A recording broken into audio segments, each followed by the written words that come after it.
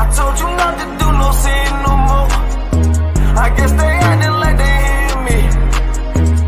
90 days I let her fiend for. If this what you want, you best go beast mode. And she said, baby, I know you legit. Baby, I know you legit. She said, man, like you don't even exist. And I said, UPK made me like this. Bada bing, I popped the least spit. I start all my crowns, ring and necklace. Do what the men above had taught me. Hey, you say I play too hot, no coffee. I had to change my life like this, yeah. I'm taking life for what it is, yeah. Quit acting blind, you need some lenses. Abiding by the damn scriptures, hey. I told you not to do no sin no more. I guess they acting like they hear me. 90 days I let her fiend for. If this what you want, you best go beast mode. And she said, baby, I know you legit. Baby, I know you legit. She said, man, like you don't even exist. And I said, UPK made me like this. I've been up, I've been up, I've been up, I've been up. I've been up, I've been up, I've been up, I've been up. Quit the fuss, show me love, I need love. Don't wanna leave me, yeah. I'm mixing up my damn problems. I'm mixing out all of that violence. If you with me, we on that fly shit. To all these worldly bastards round us, I say, I told you not to do no sin no more. I guess they acting like they hear me. 90 days I let her fiend for. If this what you want, you best go beast mode. And she said, baby, I know you legit. Baby, I know you legit. She said, man, like you don't even exist. And I said, UPK made me like this.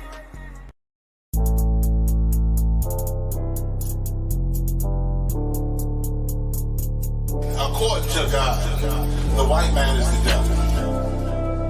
You see, I've been in here for a little minute. You know what I'm saying? And I see niggas, they like to talk a lot. They like to claim leadership. They like to claim this and that. You know what I'm saying? They like to be above what they really is and have authority. But they don't really need that authority. They don't really know what to do with that leadership. You understand? You hold hands with this white ass, need to stop it, ass you to give a damn what you talk about. Don't give a fuck what you believe, nigga. Gotta stand up and serve my God. We don't pray on our knees, nigga. Yeah. See, everybody ain't with all that peace talk. Everybody ain't with all that. Let bygone be. Boy, ass you to stop it, ass you to prop. It's about to get serious. When they hit us with dope and kill us with crack, where the fuck with your leaders? I'm curious.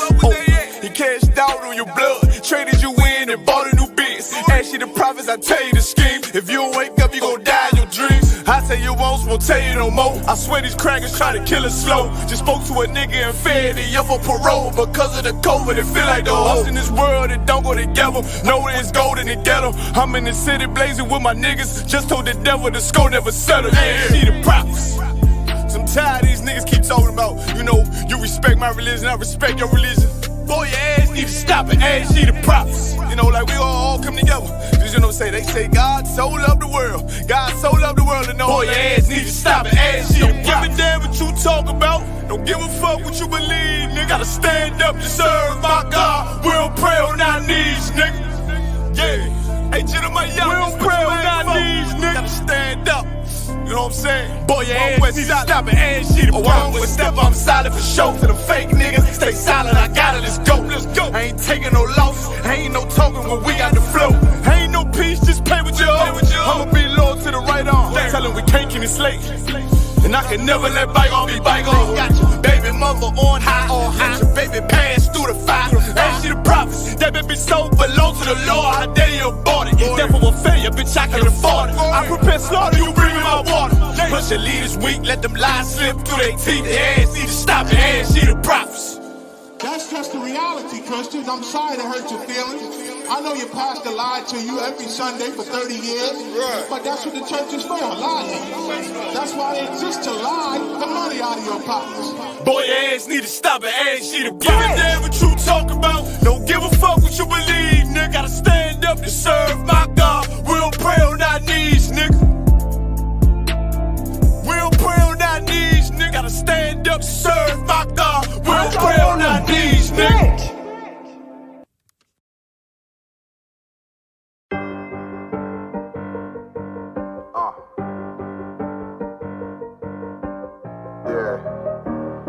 motive for shit, you know what I mean? Busy man.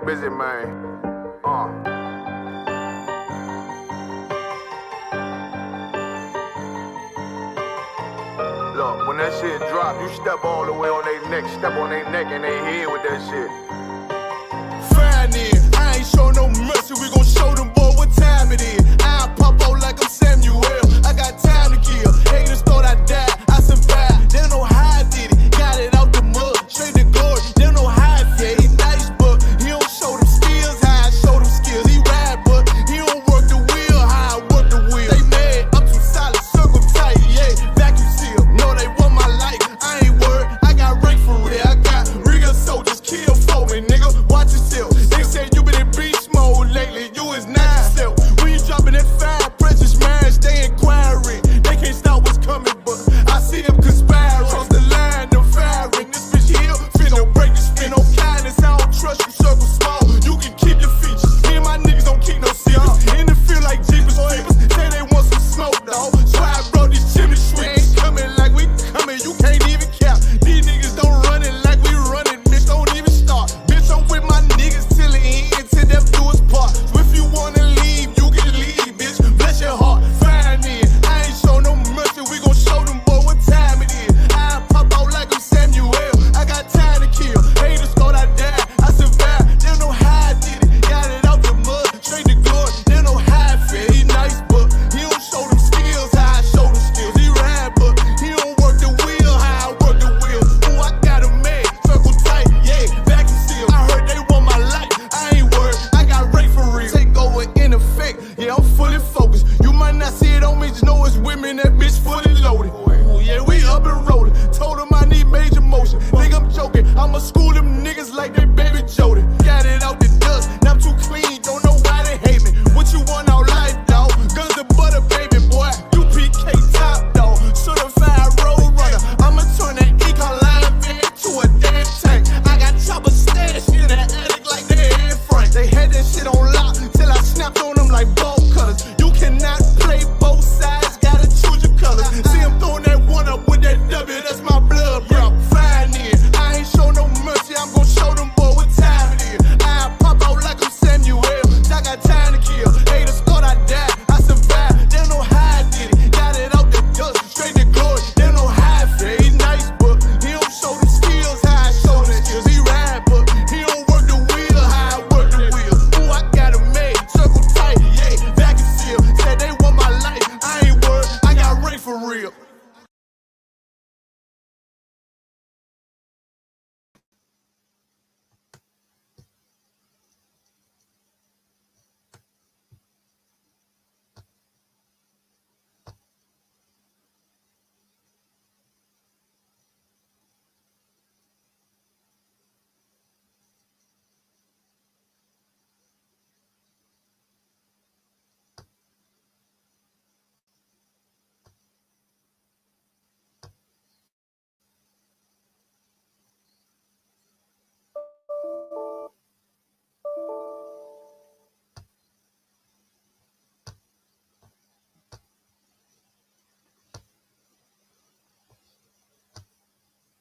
You cut me off.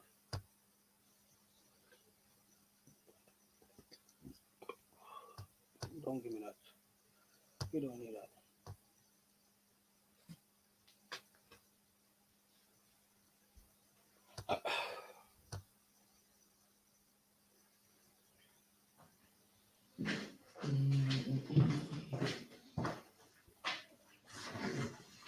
All right, Shalom's officer, so it's captain of 10,000 Karakia from the ISUPK in the UK, filling in for captain of 13,000 Mashak Mayam. You know what I mean? He'll be here shortly, breaking down what you see in Hamas, breaking down what you see in Israel. So make sure you keep tuned in, man. You know what I mean? Don't move away from that computer. Don't move away from your phone. It's all gonna get broken down. Everything you see on the news, everything that you got questions about, it will all be revealed in tonight's class, man. So make sure you know what I mean. Also got Officer Mawasa, Shalom Mawasa, Yabda. You know what I mean? So also, first things first, make sure you pay your tithes, man. 10% of anything you earn goes to the priests and prophets of the Lord, man. Go to the priests and prophets of the Lord at the ISUPK. Make sure you send your tithes to isupk.com. There'll be a link there. Make sure you send those tithes, man. Also in the UK, we have classes Monday, Tuesday, Wednesday, Thursday, and Friday. You know what I mean? Monday at 394 Lodge Road, B18, 5PW, 7 to 9, which will be the history class. 7 to 9, make sure you come in. You can log in online. Make sure you come in person, though, man. Ain't nothing like learning in person.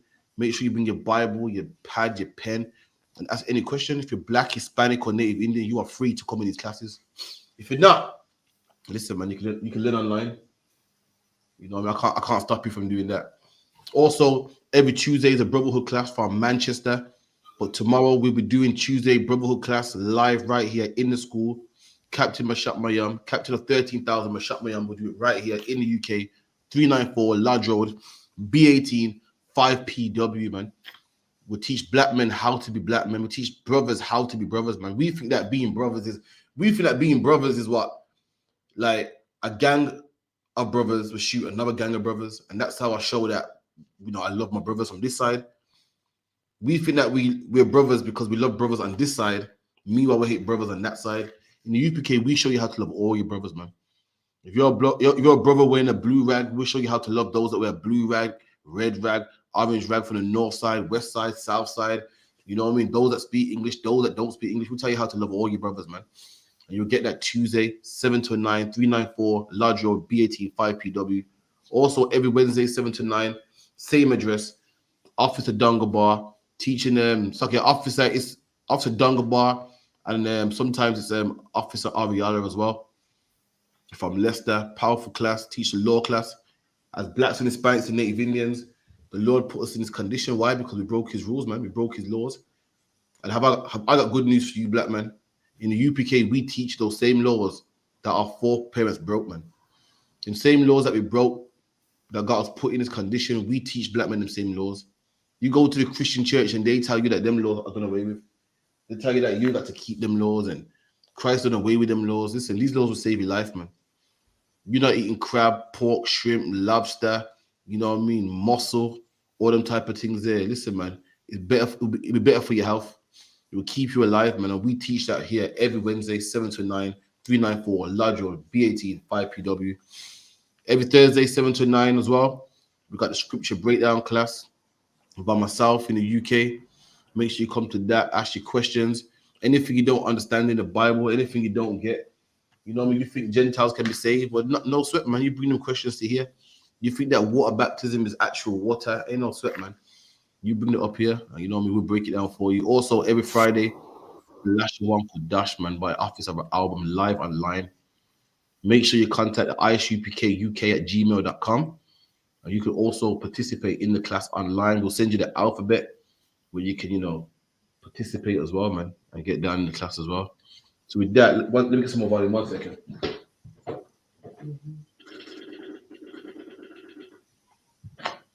Shalom, Mosa. Can you hear me good? Can't, everyone can't. Okay, Mosa and Christ. Any questions before we start? Yeah. Which scripture do you find that Gentiles can be saved? Shalom, sir. With that, I'm going to hand the class over to Captain of 13,000, Mashak Mayam. Clap it up.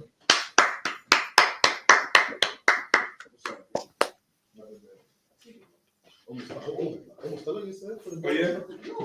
Listen, man. That technology now, you don't have a chip in it.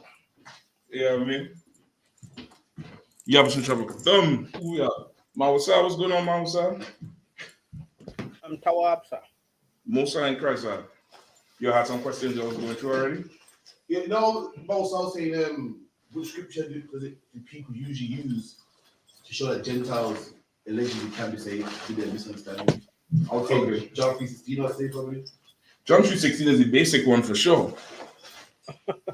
You know what I mean? John 3:16, you know, that's what most people take. You know what I mean? That's what most people take for it. And yeah, and that's an easy crush. You know, you can see this, sir. Go ahead. You can see this on the screen.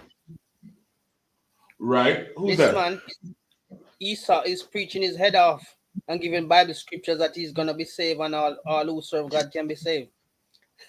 He preached until Oh his yeah. face changed. I just dying a laugh. When you doing that? He does that? Right now. Oh, he He was live. online. He was live 5 minutes ago. Oh, okay, yeah. And They okay. You're he's gonna see a inviting whole everybody to come. you're gonna see a whole lot of that because now this is a profitable time for most Christians because people are so desperate. People are so desperate, to try to figure out what the hell going on. And with everything that happening, there's very little understanding of it. Like people will offer explanations, they'll offer understanding, but it ain't gonna add up. And it's the more they talk, the more questions people gonna have. You get the point? Yeah, and the reason why I said is that the headline of his statement is Israel is at war and the enemy is inside the gate of America. So that is And that what is he? Is he American or is he like British? is American. Yeah, he's absolutely lost. He's right about the water. They're definitely at war.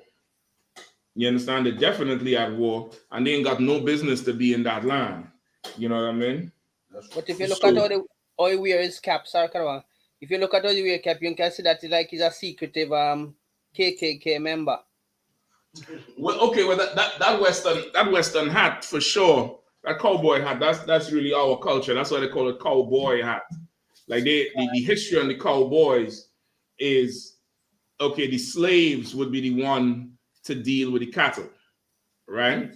That's why even early on in like horse racing, the best jockeys were black men because brothers would take care of the horses and brothers would form bonds with the horses because the Bibles, you familiar with scripture in the Bible about taking care of an animal? Sir. Now give me it in, I think it's Proverbs 12 and 10. Proverbs 12 verse 10. Let's try. All right, tonight for sure we're gonna get a little bit of that basic understanding of what's going on over there with Hamas and Israel. All right, that's nothing new. It's very old, but it's the timing of it. The timing of it is very, very pertinent. You know what I mean? It's very, very pertinent for us. So we're gonna go in that tonight. Also, Black History Month in UK. So, yeah, I mean, the Hamas waging war with Israel and Israel fighting back is historical for us in the Black community, and you'll see why. All right, go ahead and read, Mausa. Proverbs 12 verse 10. A righteous man regardeth the life of his beast. Say it again. A righteous man regardeth the life of his beast. Right. That's our way. That's our culture and our custom. Like you can't abuse you cannot abuse an animal. Yeah, you cannot mistreat an animal. Go ahead. If I can, sir, it's mad because I'm looking about a dog in it. So right. I'm looking at recently the history of dogs and whatnot, and they say it's called the bull ring because there's dog fights in there. Oh, for real? For bull baiting. They set the thing on the bull. Right. The goal was to bite the bull's ring on his nose, and bull baiting was big in the UK and it was only banned like a couple of years ago. So really they would put the bull there, have the ring on his nose. And they'll say the best dogs was the pit bull. Here's called a pit bull. It was known to fight in the pit. Right. The bulldog, called a bulldog, it fights a bull. Staffordshire bull terrier. They're bred for this. And the Staffordshire, which is UK. Exactly. The Irish pit bull, the British bulldog, and it was known. That's what called a bull ring because they used to have a big arena. It was legal at the time, right? And then they chain the bull to the ground because it's let it loose and kill it. That's what I was thinking. They had to tie it down. Chain it down, yeah. Yeah. The goal was to bite it. Also, too, Karate, you could pull your camera up. You see where it says present? Where it says extra camera. Calm. Yeah, so you could pull you up and so people could see you as they're talking. You can just add it in. Yep, there we go. You call cancer, and that was it, bull baiting, and it was banned in like probably the 1800s. After slavery, I know that much anyway. Right. Yeah, and that was them. They didn't regard the life of their animals. It was just fun to them. They didn't care, and even still till to this day how they deal with cattle, with the bulls, especially the bull fighting and stuff. Y'all probably don't have bull fighting here as much. Spain, they do it with the bull run. Yeah. They do it in Spain with the bull run. They do it in various parts of America, especially the South, where they tie a rope around the cow's testicles or the bull's testicles really tight. That's why he bucks and kicks up his back leg so much, because he's under pressure, he's under pain. And it's just to see who could ride him the longest. You get the point? So the Bible say, a righteous man regarded the life of his beast. And, in Israel, we have always been able to excel when it comes to dealing with animals.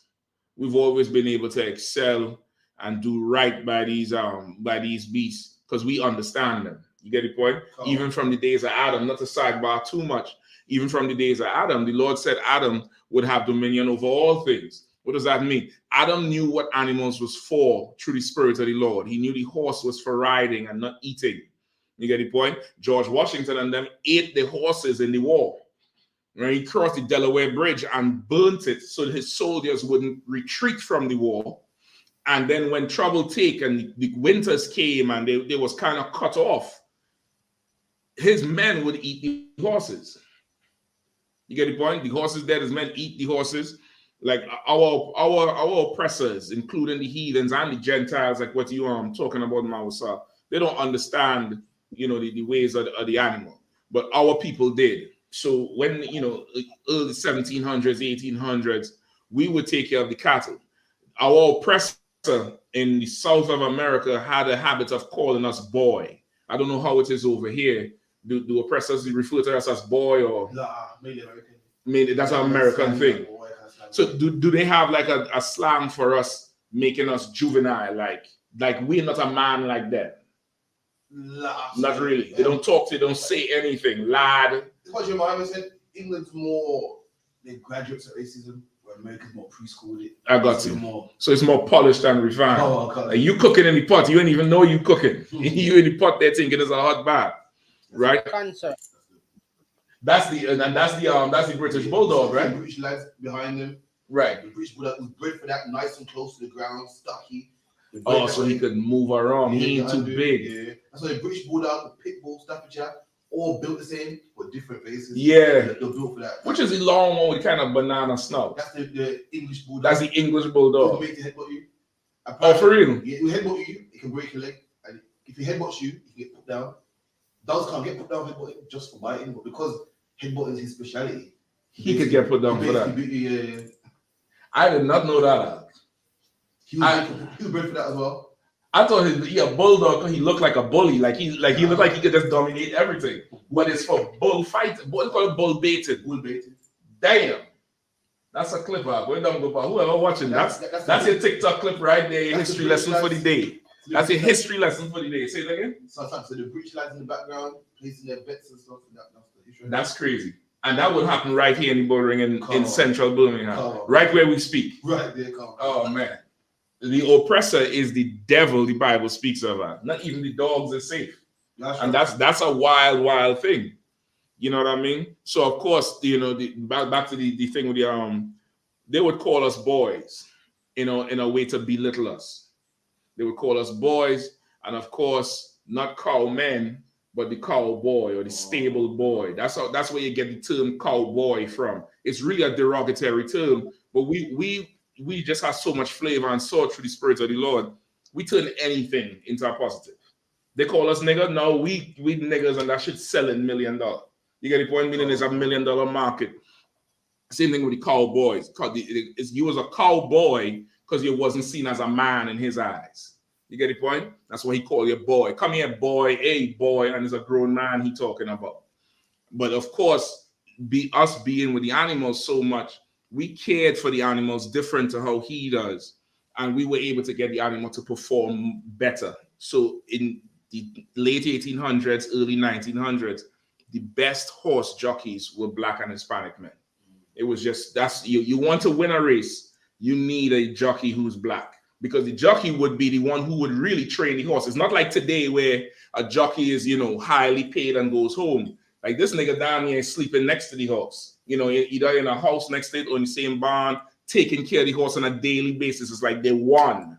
You get the point? Go ahead. That's like, so what you're saying is deep, because there was a show on BBC years ago where they got like 8 black ghetto kids and put them on a farm. You see how they get on, and the farmman said that because these black kids was wonderful at horse riding. Oh yeah, excellent rhythm, and then you have to ride. They couldn't believe it that these were first timers on their first lesson. Yeah, that's well known history. That's why that brother who we met, Tariq, with his horse thing, he takes it so natural, and to everybody else is not natural. But to him, it's for him is he grew up with the thing, and he have a real love for the horses. That's a brother we met a few years ago. Went and visited him a few months ago, and he have a full good stable out there in Leicester. You know what I mean?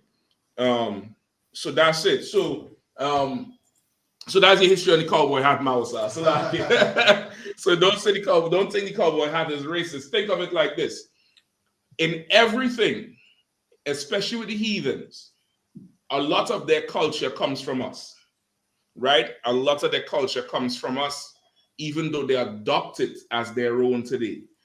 I saw something with Burna Boy saying he remembers the time where Hamites was not seen as desirable and ugly and blah, blah, blah. And now he's saying times change. Times ain't changed. You just took our culture and made yourself pretty with it. But you're still ugly. You're still ugly, nigga. You get the point? So they would adopt our culture a whole lot to further themselves. You get the point? We just came from Scotland. The Scottish kilt, a whole lot of their culture that you would think is Scottish culture is a lot of black people culture that they done took. You get the point? It's common and normal. The Arabs, give me that. You have Babylon Timbuktu? Check and see if you have it real quick. If you don't have it, I'll just paraphrase for now. I didn't bring my copy with me.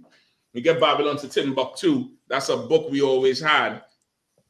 And it tells you in that book the history of Islam, where the Arabs had a god for each day of the year.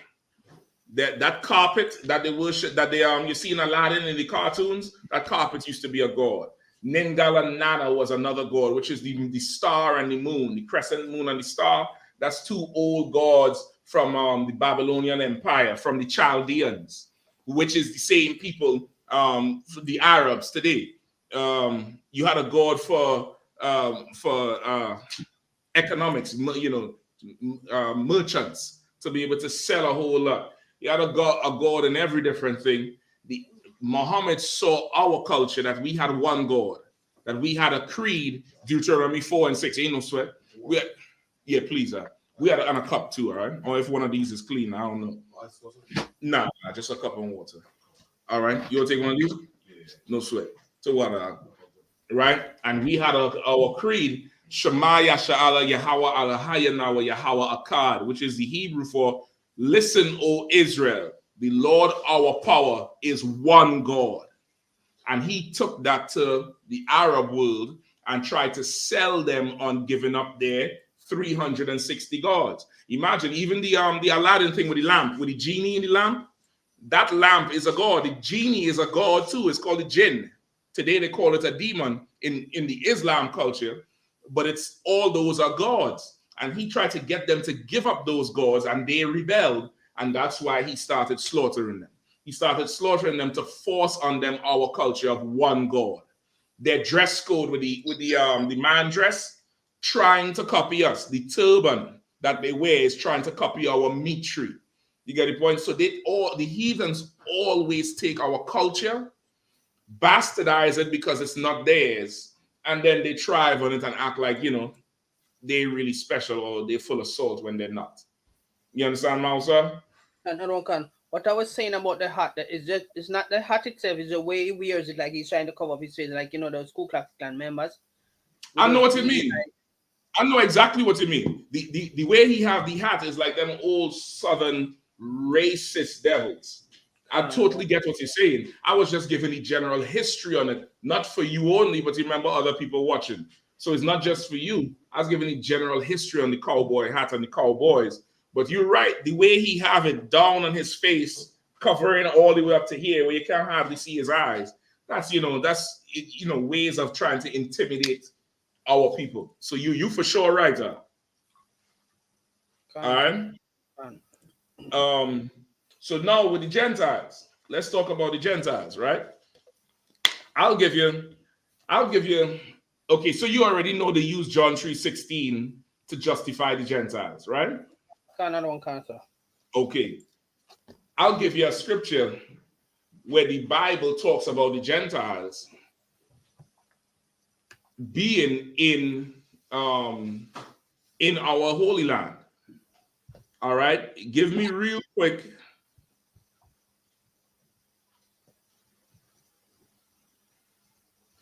Give me Zechariah 9 and 6.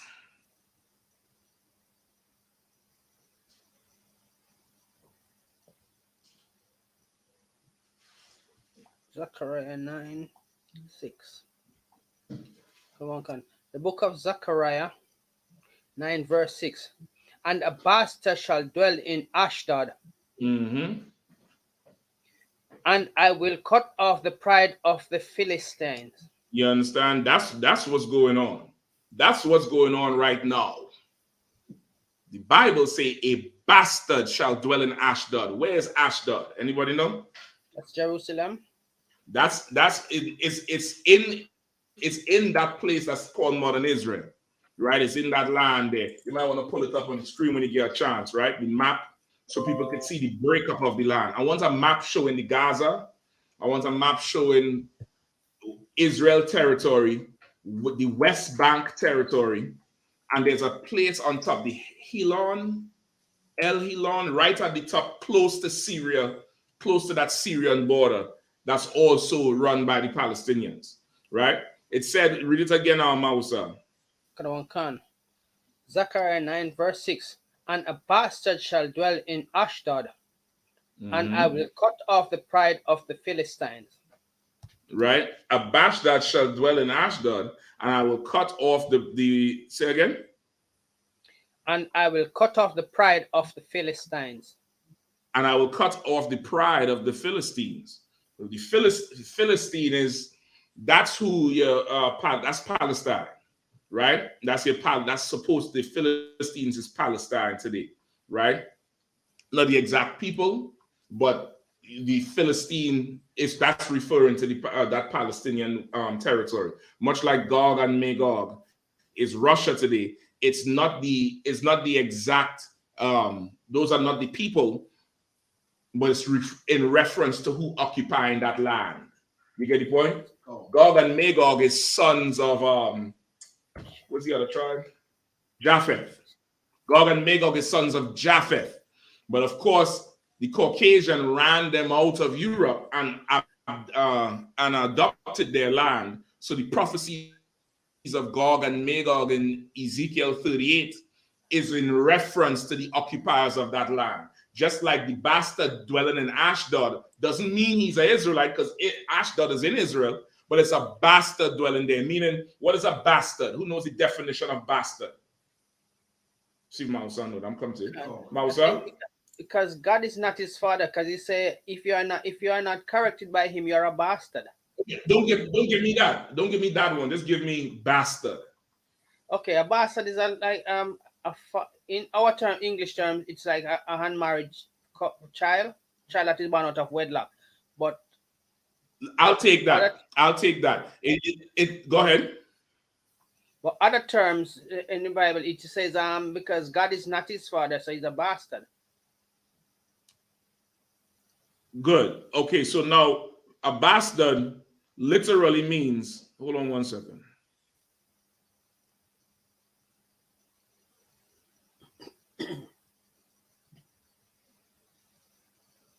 A bastard literally means, for the definition, with an illegitimate child, right? That's why you reference the born out of wedlock, because At one time, interracial marriages was honored by everybody, right? Especially in the Caribbean. And even today, you have how people say half breed or mixed race. In the Caribbean, everybody is familiar with you would have mixed race children between blacks and East Indians, typically black men and East Indian women, and Chinese and black men and Chinese women. It's very rarely the other way around, at least back then. Now it's pretty much even out with the sexes. So now that child would be a bastard child because the East Indians would never allow their daughters to marry the sons of the slaves. So too with the Chinese. In Trinidad, there's a word for a mixed race child like that. It's called dogla. Dogla is an East Indian word that literally means bastard, meaning this child is not legitimate. We don't recognize this child because his father is not from our people or from our stock. So now when the Bible talks about a bastard dwelling in Ashdod, there's somebody in the land of God's people, but the Lord ain't recognizing them. That's not this child here who's sitting in Ashdod right now is not from his stock. And who is that child? Who is that child today? It's Esau, but you have another name that he called by You're right, Ak. That's enough. That's enough. We don't need to separate them. We don't need to separate them. Do they try to separate us? Do they try to understand each and every single culture that in the 12 tribes of Israel? No. You ain't need to separate them. The word you're looking for is Amalek, which is the biblical name of the so-called Jewish man. But I'll take Esau. That's good enough. And why is he a bastard? Because he's carrying the name as if he is the children of God, but he's not. He's Jewish. Ish, I-S-H, meaning to be like. He's not a real Jew. He's Jewish. And the Lord says a bastard shall dwell in Ashdod. And what's the other part? And I will cut off the pride of the Philistines. Right? And the people who dwell in Palestine today, that's who this Philistines is referring to. I'll cut off their pride. Why? Because the Palestinians have been feeling claim to that land for at least 100 years. At least 100 years they've been having claim to that land. And to a point, when it comes in relation to the Jewish man, in a point they do. But the fact is none of them have claim to that land. That's right. That's the real fact. They're both fighting for a house that's not theirs. And that's why there could be never no clear winner, because they're both bastards at the end of the day. You understand? So he said a bastard dwelling in Ashdod, meaning a bastard, he's going to be kicked out because this is not his house. And the pride of the Philistines going to be cut. Like they ain't going to be able to stand up all proud like Hamas with a little green thing and all chest all high, because in their mind, they think they really have a righteous claim to this land. The Lord going to kick both of them out. Both of them out. Skip up to verse 5, Salaki. The book of Zechariah 9, verse 5. Mm-hmm. Ashkelon shall see it and fear. Gaza also shall see it and be very sorrowful. That's what's going to happen, man. That's what's going to happen. They're going to be very sorrowful when this thing ends. There will be no winner between Hamas and Israel and Gaza and Jerusalem and Netanyahu and all them people. There will be no winner. You're fighting for a medal that you all cannot get because you all are not the chosen people. That's right. You understand? Right. While you're there, give me also Romans. Give me Romans 9, I think 16.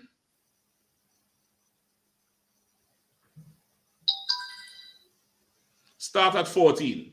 So now you listening to this class, you might say, what the hell are you all talking about? You're anti-Semitic, you all don't have no mercy, you're anti-Palestine, you're this, you're all that. Listen, I'm anybody I'm anti anyone who is anti-God. I'm gonna make it real clear for you. I ain't anti one person more than the other, but anyone who is anti the Lord, anyone who is anti our King Jesus Christ, anyone who is anti the ISUPK and the command in Jeremy Hanna, I'm anti that person. You get the point? So it could be anyone. if a swarm of bees is against the will of the Lord, I'm against the swarm of bees. That's right. If the grass grows at a rapid pace against what the Lord wants, I'm against the grass. That's right. Hamas, Gaza, West Bank, Jerusalem, whoever, all y'all in the wrong against the Lord, and you're going to be rooted out. You fighting each other right now is of no consequence because none of y'all going to win, right? So you might hear me saying this now and say, well, God could never be, the God that I serve could never be the real God because God is merciful and doesn't want war. You're wrong. Give me verse 14, 9 and 14. Khan. The book of Romans 9 verse 14. What shall we say then? No sweat. Huh? Hold up, give me the Karate don't grab his mouse up. You want to play yourself back in now? I think he didn't hear it, that's why. Okay. Go ahead. Romans 9 and 14. What shall we say then? Is there a righteousness with God? Right, that's what you're going to say. You're going to say, man, this God you serving is wrong. He is not righteous. He's not right. How can he be watching the Israeli government bomb hospitals in Palestine and bomb the Gaza Strip? How can he be watching Hamas let go 2,000 missiles into Israel? How could he be doing that? How could he allow this thing? And you might say, well, the God I serve is not right. What shall you say then? Is there unrighteousness with God? Go ahead. God forbid. Hell no. Hell no. You just don't understand God. That's right. That's why you come here to learn the history of the Lord. Now, you're going to learn something today. Go ahead. Verse 15. For he saith to Moses, I will have mercy on whom I will have mercy. Say it one more time. For he saith to Moses, I will have mercy on whom I will have mercy. Say, God forbid, I will have mercy on who the hell I feel to have mercy on. That's right.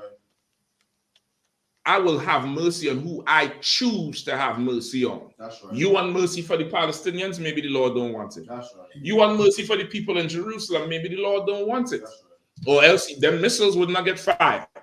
Or else they wouldn't have been able to bomb the hospitals with them little kids in there. Yeah, I know the little kids dying inside. I understand. I understand how you could feel about it.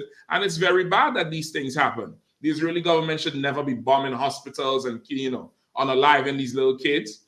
But guess what? I didn't see you cry out when, Freddie Gray got, unalived in Baltimore. That's right. I didn't see you cry out when that cop in South London pushed his hand down Rashawn Charles' throat, say he looking for drugs that the brother allegedly swallowed and choked this brother to death on his fist. Right. I didn't see you cry out. I didn't see the West Bank saying a goddamn thing when Operation Trident put Mark Duggan to death.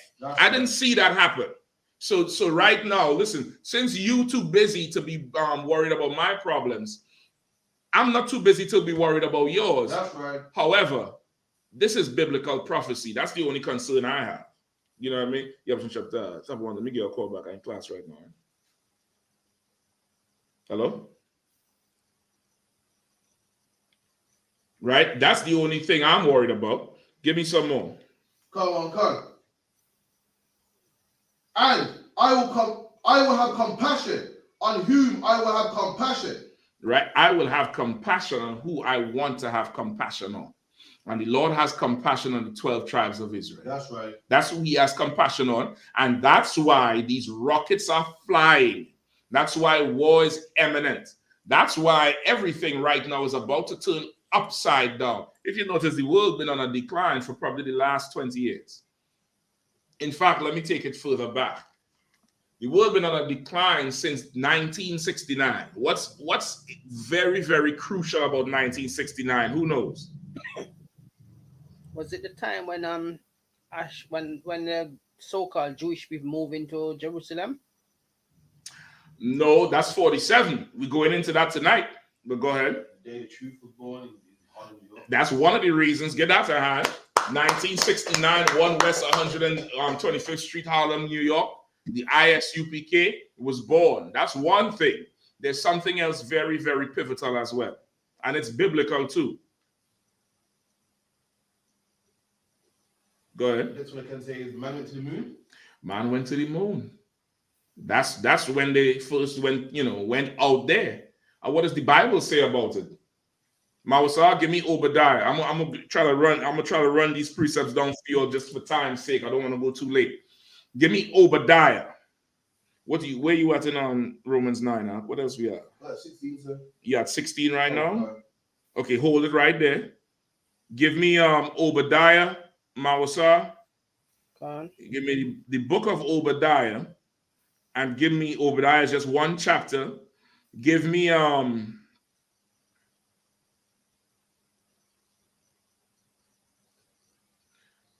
verse 3 and 4. From the book of Obadiah 1 verse 3. The pride of the heart, the pride of thine heart hath deceived thee, thou that dwellest in the cliffs of the rock. Right, that's talking about our oppressor. Hold on 1 second. That's talking about our oppressor. Thou that dwellest in the clefts of the rock. The clefts of the rock is these little holes in the mountains. Esau was given the mountains since the time of Cain, where the Lord banished him from the face of the earth and sent him up into the mountains because he was such a murderer. He was such a bloodthirsty murderer. The Lord banished him from the earth. And he's been dwelling in the mountains since Eden. You get the point? So now when you hear they're Caucasian, they come from the Caucasus Mountains of Georgia, Russia. Because the Lord put them up there because they can't dwell with everybody else. They can't dwell with everybody else. They put their hands against such that be at peace with them. That's in Psalm 55. They can't dwell with nobody. So he had to go up and dwell in the clefts of the rock. O thou that dwellest in the clefts of the rock, go ahead. Whose habitation is high. What? Whose habitation is high. Is what? His habitation is high. Is what? His habitation is high. His habitation is high. That's why he built them tall skyscrapers 100 feet up in the air. He the only nigga up there looking around. Everybody else on the ground, he had to go all the way up. That's why his cities is like that, so tight and vertical. And when you come outside the city, it's a ton of land where you could spread people out. But his habitation is high. He likes that tall building. He likes to be all the way up in the sky. That's him. Go ahead, Al. Is that the reason why there's pavement as well? Could you say that pavement is waterproof and it will benefit us? There'll be less floods apparently if there's less pavement, like sidewalk, concrete. That's why Esau paves the floor as well. Okay, he paves the floor because he's just an oppressive man. He paves it because he oppressing the grass. He oppressing the soil. You get the point? And you're right. With more paved surfaces, you're going to get higher chances of flooding because the soil is able to absorb the water, to trickle down to the water table. You have something what Esau calls runoff, where they have a whole ton of rain falling, and instead of it being held in a pocket, imagine if you have this area and this whole thing is soil. You don't only have this here to trap the water. You have at least maybe 10 feet, 20 feet down where the water could drain. So really, you're really containing all this water. But now when you seal it off, this volume of water is now rushing wherever the slope is. And now you have something called runoff, and it's going to flow directly into what's the lowest point in whatever the area is. So wherever is low in Birmingham, those areas is going to flood quickly as soon as the rain falls, minutes. Because you got to remember, the rain falling at, how many inches per second. You get the point? Or how many inches per hour. An inch, it might say an inch of rain. An inch is about that. But think about an inch falling every second over this big land. That's hundreds of cubic feet of water, and that shit is going to flow everywhere. Right? He oppresses everything. I see what you're saying. He want to make the earth like the damn mountain, concrete and hard. Listen, might be. That's in his spirit. He want to turn everything into a damn dry, just uninhabited rock place where nothing could really grow and sprout. That's him. He just destroys life. Right? Keep going. That saith in his heart, who shall bring me down to the ground? Because he's proud. He says in his heart, who shall bring me down to the ground? Meaning, who is going to manners me? Who going to, how they say it in England, they bat him up? Who going to bat him up? Who going to control him? who gonna put restrictions on him, I'm gonna do what the hell I want. That's our oppressor. And that's what's going on. That's what's helping to fuel that particular characteristic trait in our oppressor. That's what helping fuel that conflict over there in Gaza and West Bank and Israel. Because he's doing what the hell he wants over there. And then Palestinians is too proud. They're not taking that. Them Palestinians ain't us in all. They ain't go through slavery and then got beat down and crushed and all of that. They look at what happened to us and say, listen, we ain't gonna end up like them niggas in America and the Caribbean. And them wetbacks and this and that, how they like to talk about us derogatory. We're not going to end up like that. They're going to fight because they're proud. And the other side, the oppressor, he's even more proud. Who will bring him down? Go ahead. Verse 4. Thou exalt thyself as the eagle, Mm-hmm. and though thou set thy nest among the stars, thence will I bring thee down, saith the Lord. That's in the Bible, Art. Though you exalt yourself as the eagle. What's the national bird of America? The eagle. That's why it's on its U.S. Postal Service. It's an eagle symbol. There's an eagle in the military saying everything is the eagle, the eagle. When they went to the moon, they say what? The eagle has landed. He said, though you exalt yourself as the eagle, the minute you make your nest among the stars, thence will I bring thee down. The Lord is going to bring you down. You asking who could bring you down? The Lord is going to bring you down. And this is the beginning of your end. We are the beginning of your end right now. You done went and set your nest among the stars. You've been falling ever since. All your damn countries, your empires, your governments been under strain since 69. Think about it. Since 69, you had what? Civil rights, which destroyed the white supremacy to a point. Or not destroyed, but tainted it. You had women's liberation, which, hell, a white man can't enjoy his damn culture now because of women's rights and women's lib. Equal opportunity actions. Everything has changed for him. And that you lead that right all the way up for England with Brexit. You lead that all the way up. Where before, the English was enjoying a certain amount of imperialism and loftiness. How the cops would have the packy bashing, and nobody would do anything to them about it. They would just take brothers, pick up brothers and carry them out in some field and beat them and leave them right there. Nobody say nothing about it. But now, you can't do that no more. Now, Britain feeling like they're losing their country, just like America did with Trump. Now that's happening. And now you were so mad. You said, get the immigrants out. We don't want to be part of the EU no more. Let's get Brexit. Brexit now. Brexit here now. Everybody balling. Brexit here now, and life is worse. Life is worse because this oppressor, he is too proud. He don't want nobody bring him down, so his pride is making him come down himself.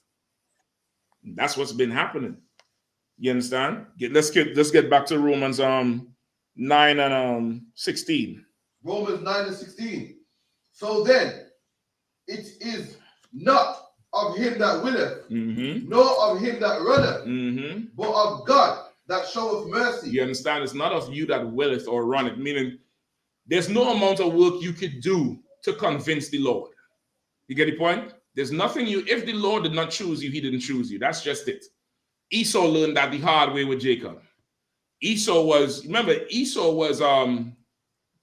Isaac's favorite. Remember, Isaac loved Esau. Esau would bring him venison in from the field. He liked Esau. Esau would go out and hunt and all that shit. Jacob was a plain man, dwelling in tents, cool cat, laid back like black people. And the Lord did not choose Esau. That's right. All that hunting amounted to nothing. When he came back in and Jacob done got the blessing, Esau cried out. He howled. He howled and swore to kill Jacob after they buried their father. Because it's not of him who willeth or runneth. It's who the Lord choose. And the Lord chose Israel. Right. Palestine ain't going to get that land. Right. Neither Israel, you Jewish people going to get that land. Right. That land belongs to black people, Hispanics and Native Indians. We're going to get into it tonight. So now you had this recent bomb. You might want to get a picture or a headline up on the screen if you could. All right. Anybody else who online who want to jump in the stream, just hit Captain Karathi on Facebook or put a message in the chat. Brother gonna send you the link. you could always come on the chat, all right? We just go for about 1 more hour, not too long. So you all know over the weekend, you not on that. Just like your image. Go up to images, all the way up. Yeah, let's pull an image. You gotta be careful with these news stories too. NBC don't like none of it. Yeah, pull any one of them and just zoom in on that. That's the all right. So you all heard this weekend, I believe it was what, Saturday morning? If I'm not mistaken, early Saturday morning, they said Hamas launched officially, I think 2,000 or 2,500 rockets into Israel. I heard 7,000, but hell, I wasn't there. So what the hell do I know? I definitely was not there. So we go in with down, 2,000, all right? So two things here. Go ahead. If you launch 2,000 missiles into Israel, why is Israel still standing? It should be done. Okay, well, now Israel is big. 2,000. I don't know if this is talking about rockets or actual, jet missiles. I want to believe it's rockets that's like shoulder propelled rockets. Oh, that's what I'm thinking it is. But brother, I'm doing some research on this thing today, and this thing was a whole G.I. Joe operation. They have a history of attacking each other on holy days, right? The last attack Israel did was in May during Ramadan. They sent some soldiers into this mosque called the Al-Aqsa Mosque. We're going to pull that up on the screen too, right? This Al-Aqsa Mosque is in Jerusalem.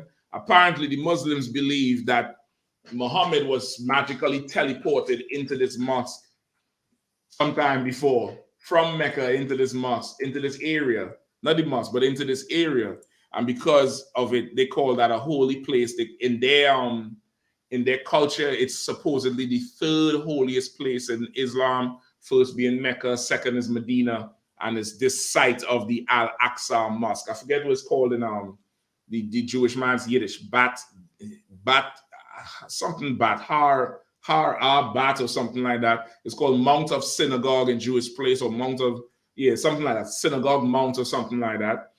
The Arabs call it Al-Haram something else, which is like a holy site or holy noble site, something like that. So they was in there worshiping the God on, during Ramadan, and apparently the Israeli police came in there kicking the doors and arrest down everybody out. Everybody fully violate them. And there's history behind this because the mosque is supposedly controlled by the Jordan government because of where it is. Israel also takes control of it too. Apparently the deal was that non-Muslims could visit the mosque, but only Muslims could go in and pray. Meaning Jewish people, because it's a holy site, that area is a holy site for both sides, right? The dome, look up the dome, Google the dome. No, don't change this image. This is the dome here, or this is the Al-Aqsa Mosque. That's Al-Aqsa. The dome or something, I think they call that the dome too. That's called the dome, but the Jewish people call it the dome. I didn't know the name. I put the dome myself back in the day. Yeah, I think, or there might be another spot. Just double check for me. I believe the Jewish man calls that area or that spot the dome or something. The Dome of the Rock. They have go ahead, say again. They call it Dome of the Rock. Dome of the Rock. So this is a Jewish temple, right? Or this is the same Al-Aqsa Mosque? So you have the mosque and you have the dome. It's the same place. Jewish people call that the Dome of the Rock. The Muslims call that the Al-Aqsa Temple. They've both been fighting for it for a while. The deal is that non-Muslims could visit. Muslims is allowed to worship. That hasn't been happening. More and more Israeli residents have been going there, violating the treaty. There was a protester on the site, and then in May, the Israeli soldiers and police kicked in the doors, tear gas while they're praying. Of course, that incensed them. So now they're saying that Hamas is retaliating now for that, right? And because they violate them on their holy day, they violate them on the closing of tabernacles. And rain showers on Judgment Day. And that was just, let's say, rain showers on the Judgment Day. You know what I mean? And they let loose They let loose over there, brother. And they say this is an unprecedented attack. Never has it been this extreme. Now, I'm just going into the history of it a little bit, not because we're on either side. I just want people to understand what is been happening. What is happening now and what has been happening, all right? So now you have Hamas. Who is Hamas? Anybody know who Hamas is? Good. From what I know, Hamas is like a group, like the Taliban, but of Palestine. A group, like a terrorist group of Palestine. Similar. Very, very similar. Right? Hamas, okay. Hamas started. Let's hold on. Let me get this first. I might want to get this one first. All right.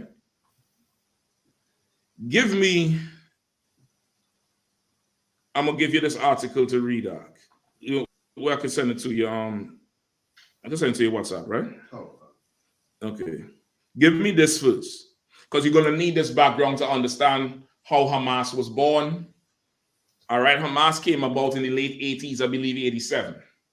All right. It started off as a militia rebel type group. All right. And this is down some background on it.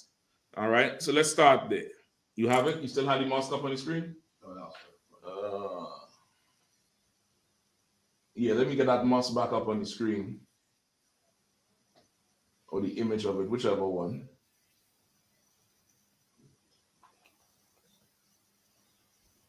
Yeah, that's it. All right, go ahead. Come on. Where is? That's the Al-Aqsa. Yeah. Where is Al-Aqsa Mosque and why is it important in Islam? Mm-hmm. Go ahead. An Israeli police raid on Jerusalem's Al-Aqsa Mosque on Wednesday has triggered a furious reaction from Palestinians across the occupied West Bank and the wider Arab and Muslim world. Right. So this was back in April. All right. That's the retaliation they had back then, but it wasn't like this. This was a protest and all that type of stuff. So just give me the background to giving you on Al-Aqsa Mosque right here. Where and what is the Al-Aqsa Mosque? Mm-hmm. The Al-Aqsa lies at the heart of Jerusalem's old city on a hill, known to the Jews as Har HaBayit, or the Temple Mount, and to Muslims internationally as Al-Haram, Al-Sharif, the noble sanctuary. Right, so it's the same place they're fighting over. Go ahead. Muslims regard the site as the third holiest in Islam after Mecca and Medina. Al-Aqsa is the name given to the whole compound and is home to two Muslim holy places, the Dome of the Rock and the Al-Aqsa Mosque, also known as Qabil Mosque, which was built in the 8th century AD. Right, so this is dating back to 800 AD. That's what, 1600 years ago down there? Got to be 1500 years ago. We're in 2023. Got to be about 1600 years ago. All right, go ahead. The compound overlooks the Western Wall, a sacred place of prayer for Jews. Right, that's that Wailing Wall. You ever see them on TV when they go up there with the little braids down on the hat and they're doing this on the wall and sticking little papers into the wall with prayers? So the mosque sits up and it overlooks that. So that's down in like a valley area below it. Right, go ahead. For whom the Temple Mount is their most sacred site. Jews believe biblical King Solomon built the first temple there 3,000 years ago. A second temple was raised by the Romans in AD 70. Right. So they're saying that they believe that wall was part of the temple Solomon built. There ain't no proof of that. And they also believe that a second temple was destroyed in 70 AD destruction, which is an actual historic destruction. According to Babylon to Timbuktu, again, it said 1 million Jews fled into Africa to hide. If the Jews were white, how could they hide in Africa? All right. Go ahead. So this is what you want now. So now you see what's going on. This site is valuable to both sides. All right, go ahead. Israel captured the site in 1967, Middle East War, and annexed it with the rest of East Jerusalem and adjoining parts of the West Bank in a move not recognized internationally. Now, this is important because what was happening was Okay, Britain had control of that territory round about the time of World War One. Britain was in control of that area. Britain was using Australia as well to help control that area. And at that time, the Jewish man was the minority. Them Arabs who's Palestinians had the whole land. From World War One leading up to the Holocaust, Britain started facilitating a ton of these Jewish people from all over Germany, Poland, everywhere else where they were living for thousands of years. Since, according to them, the 70 AD time, according to them, right? Sidebar, just in Scotland last week, General Cathum, myself, Captain Nanthak, and Captain Akkad, we in King James family house going through the rooms, and this couple came up to us and asked us who we are and what we are about. And of course, General Cathum is asking them, answering them, and then he asked the woman, because the woman doing most of the talking, and who she is and where she from, and she said, "Yeah, oh, we Israel too, we Jews." So, and then she started to talk about, we wasn't in the land, but we hope everybody could come back home, trying to appeal to us, thinking we'll join. So the general asked her, well, when you say come back home, what do you mean? She said, well, we're all scattered all over. That's what she's saying to us. Mm-hmm. And the general said, well, where are you coming from? Poland and Germany? She didn't want to answer. She said, no, we just scattered all over. Say, so where are you coming from? She said, well, we were in Israel before, and now we came back in 1940. The general says, so where were you between 1940 and that time when you left? She don't want to answer. She don't want to answer because they're not the real Jews. That's right. You understand? They can't tell you where they was all the time because they was not the real Jews. You get the point? The scriptures say their fathers have inherited lies. They're not the real ones. They get told a story, and over generations, the story get accepted and adopted. But they're not the real ones. So now Britain is facilitating them coming back, or those people coming into the land. Also, you had Egyptian ambassador Abdel Nasser. He stood up in the United Nations and made this statement. How could the Jews leave the land black and come back white? He said that in the United Nations. He said it, that first verse in Obadiah where it says, an ambassador is sent amongst you. And speaking against it, it's talking about Abdel Nasser, right? So they started coming back in the early 1900s, all the way up to World War I and going past it. Then the Holocaust happened, and that accelerated the desire for Jewish people to get their own land. And Britain and Australia and I forget who's the other one, helped facilitate them coming in more, and America helped facilitate them coming in more and more and more. Finally, 1947, Israel was made a state. The Palestinian people did not like that because they were in the land in majority. Britain, Australia, the United Nations, not sure if the EU got into play just yet, and America divided the land in a decision by themselves. So they gave Israel that main centerpiece. They gave the Palestinians the Gaza Strip, the West Bank, and there's a piece on top. There's a part on top, all the way to the top, almost close to where Syria. You see up there where Lebanon is? Scrolling. Zoom in. No. You're too far out of the area. So this is the West Bank here, right? There's a part somewhere right here, because I think Syria is right here. There's a part somewhere right here. I forget what it's called. That also the Palestinians had. All right, you might have to, Google, pull up a map. Google the territory of Israel versus Palestine. All right. And the United Nations, along with Britain, divided the land up like that. Palestinians did not agree to it. But that's what was said.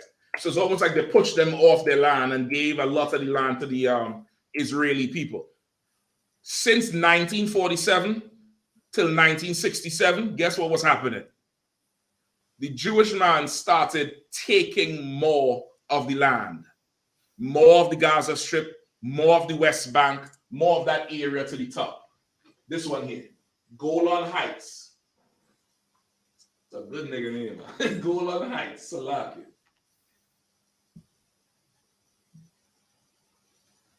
You might have to back up. Go back up. Let's see if we get another. Or you can close. Yeah, you can close off this one. Don't keep too much tabs open. Close off this one, and hold on. Just you can't zoom in on and scroll down. Save it.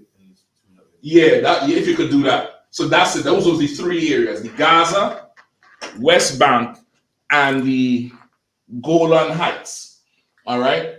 Over time, the Israelis started taking and encroaching on the land more and more and more until this, by 1967, they say a few hundred square kilometers well, right? They say in kilometers because that's some more respectable than miles. But they done took a whole lot of the land for the Palestinians, who was already grieved over the United Nations decision, damn near veto decision. They didn't care about nothing. So that kicked off a war in 1967. All right? Go ahead.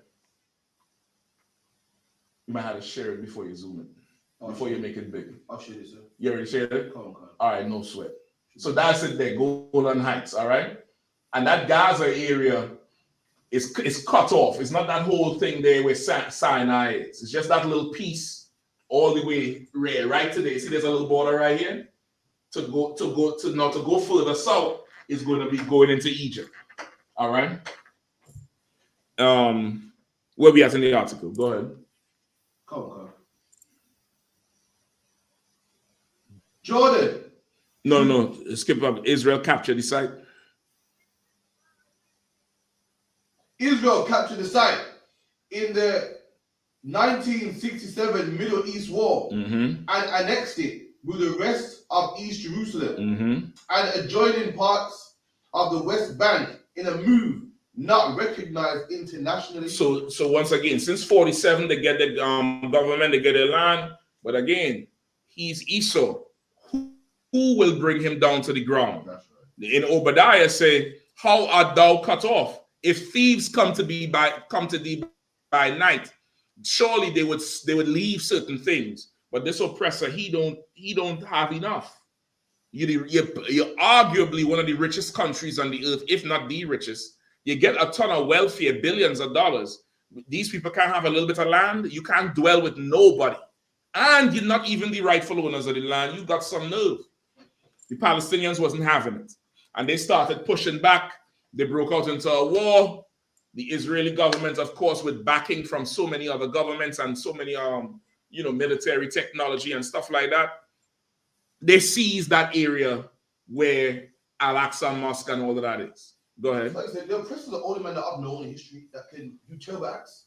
And everyone's like, it's cool. Like, the only man that can slay people and people still love him. Yep. You know what I mean? Like anyone else, the Taliban, they gotta go. You know what I mean? Hamas, they're evil for what they've done. But the person can slay people and people are put in the class. They can steal people's land, like what you see. People come on, let it go. You can, kill the Native American Indians. Yep, and steal their land and push them off just the same way. There's nothing you can do to get it back up. That's in the book of Thessalonians. The mystery of iniquity doth work. That's why nobody understands who the devil is. That's right. You understand? And we ain't support of Hamas or the Taliban or nothing. But it's good to understand what's going on so you could see where the Bible prophecy is, and that we're very close, Akia. We're very, very close. We're closer than we ever been. The general been saying it. Get ready. We're very close. So boom, 1967, Israel do a whole Gestapo move. Pun intended, hell. And take that whole confiscate that area where the Al-Aqsa Mosque is. All right. And they say it was and also adjoining parts of the West Bank, which means they take more of the Palestinian land that the United Nations give them that they wasn't even recognizing. The Palestinians didn't like what they did, but they said, all right, we'll go. But as they're there, Israel start taking more of the land. And then boom, they take more of the West Bank and the holy place. And this move was not recognized internationally. But sometimes that's what happens. The Bible says a bastard shall dwell in Ashdod. You have a child in a house that don't respect that house, a child gonna break everything. Don't wash the dishes, eat up everything, and let it run the house down. That's what's been happening. You know what I mean? Go ahead, Al. Push online as well from Trooper Aman. He said, Slucky, sir, is the dome the actual location where Solomon's temple stood? No. That's what they say it is. But it's not, from a memory with what the general told, it's not the actual location. Even that wall, that's not the actual location or anything. That's them trying to make themselves us. That's them really fighting over, our land, what the Lord gave to us since Eden, since Moses, when they had to drive the Canaanites out. That's not, even actually what it is. You understand? But this is them fighting over it. Because as you know, the land of Israel is way bigger than that little corner that you see. The actual biblical Israel is way bigger than that. When you look at the borders of the rivers, it's way bigger. All right. Let's go ahead, Jordan. Jordan, who's ruling Hashemite family, has custodianship of the Muslim and Christian sites. Right. So Jordan, they've been tasked with, having, custodial rights, meaning they get to upkeep it. They get to make sure it's clean, make sure it's, safe for tourists. Just like to, oversee. All right, go ahead. Khan appoints members of the Waqf institution, which oversees the site. Why is Al-Aqsa a flashpoint in Israel-Palestine conflict? The Al-Aqsa compound has long been a flashpoint for a deadly violence over matters of sovereignty and religion in Jerusalem. Right. So of course now Jordan, overseeing this site, right? Let Mausa take it from there. I might have you grab something else. Mausa could send you this article. All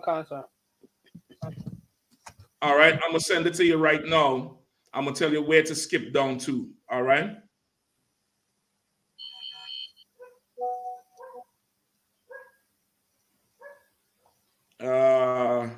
Skip down to where it says. Hold on, where you at? Okay, I see it. I wonder if I want that. Hold on. Yeah, I want that. Is after the picture in the article, Mausa. There's a picture in the article where it says, and under it says, why is Al-Aqsa a flashpoint?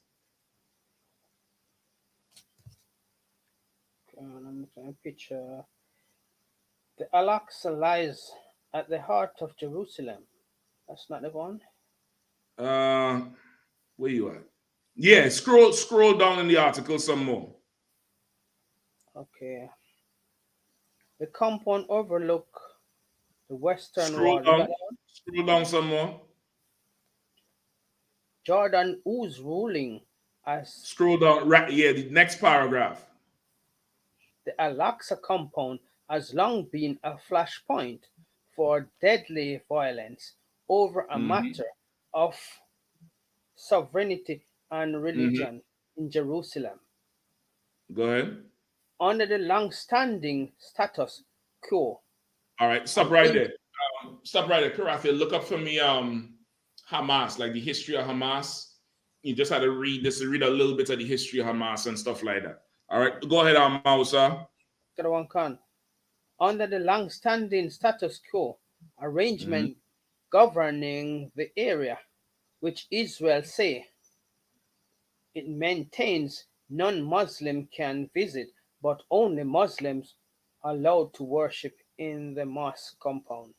Right. So now, being that they done took over the land, they let Jordan be the custodian, so they don't have to be the ones who appear to be like, over it. They ain't always there, but they calling the shots. And just to have a compromise, they were saying non-Muslims could visit, but Muslims are allowed only to pray to keep the conflict down.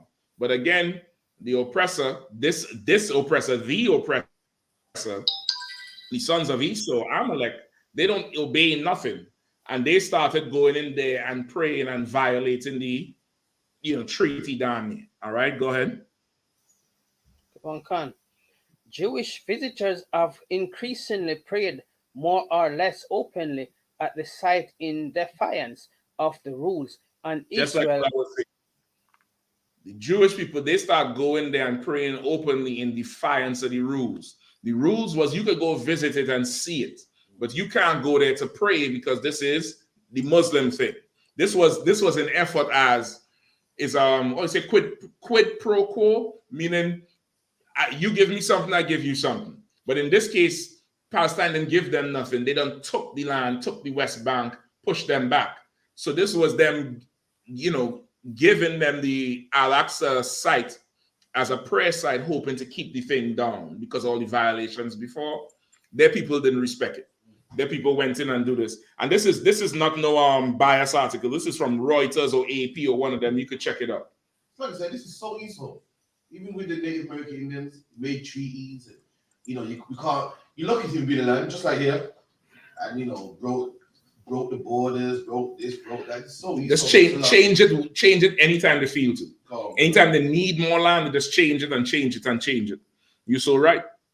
All right, go ahead, Go ahead, Mausa.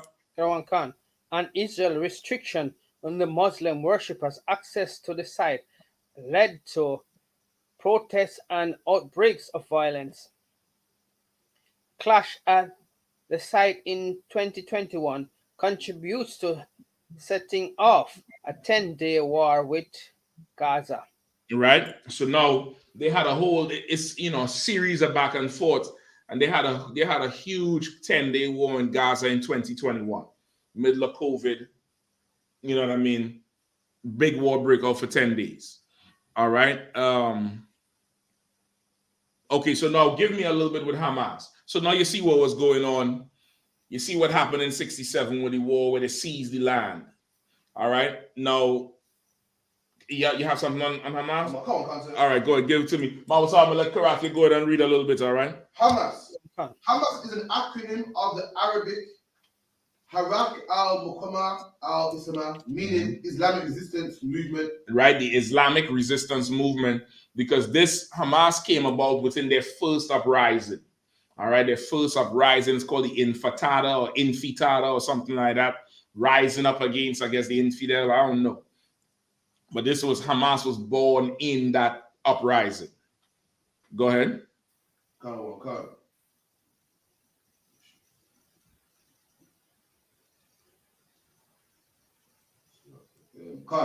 The origins.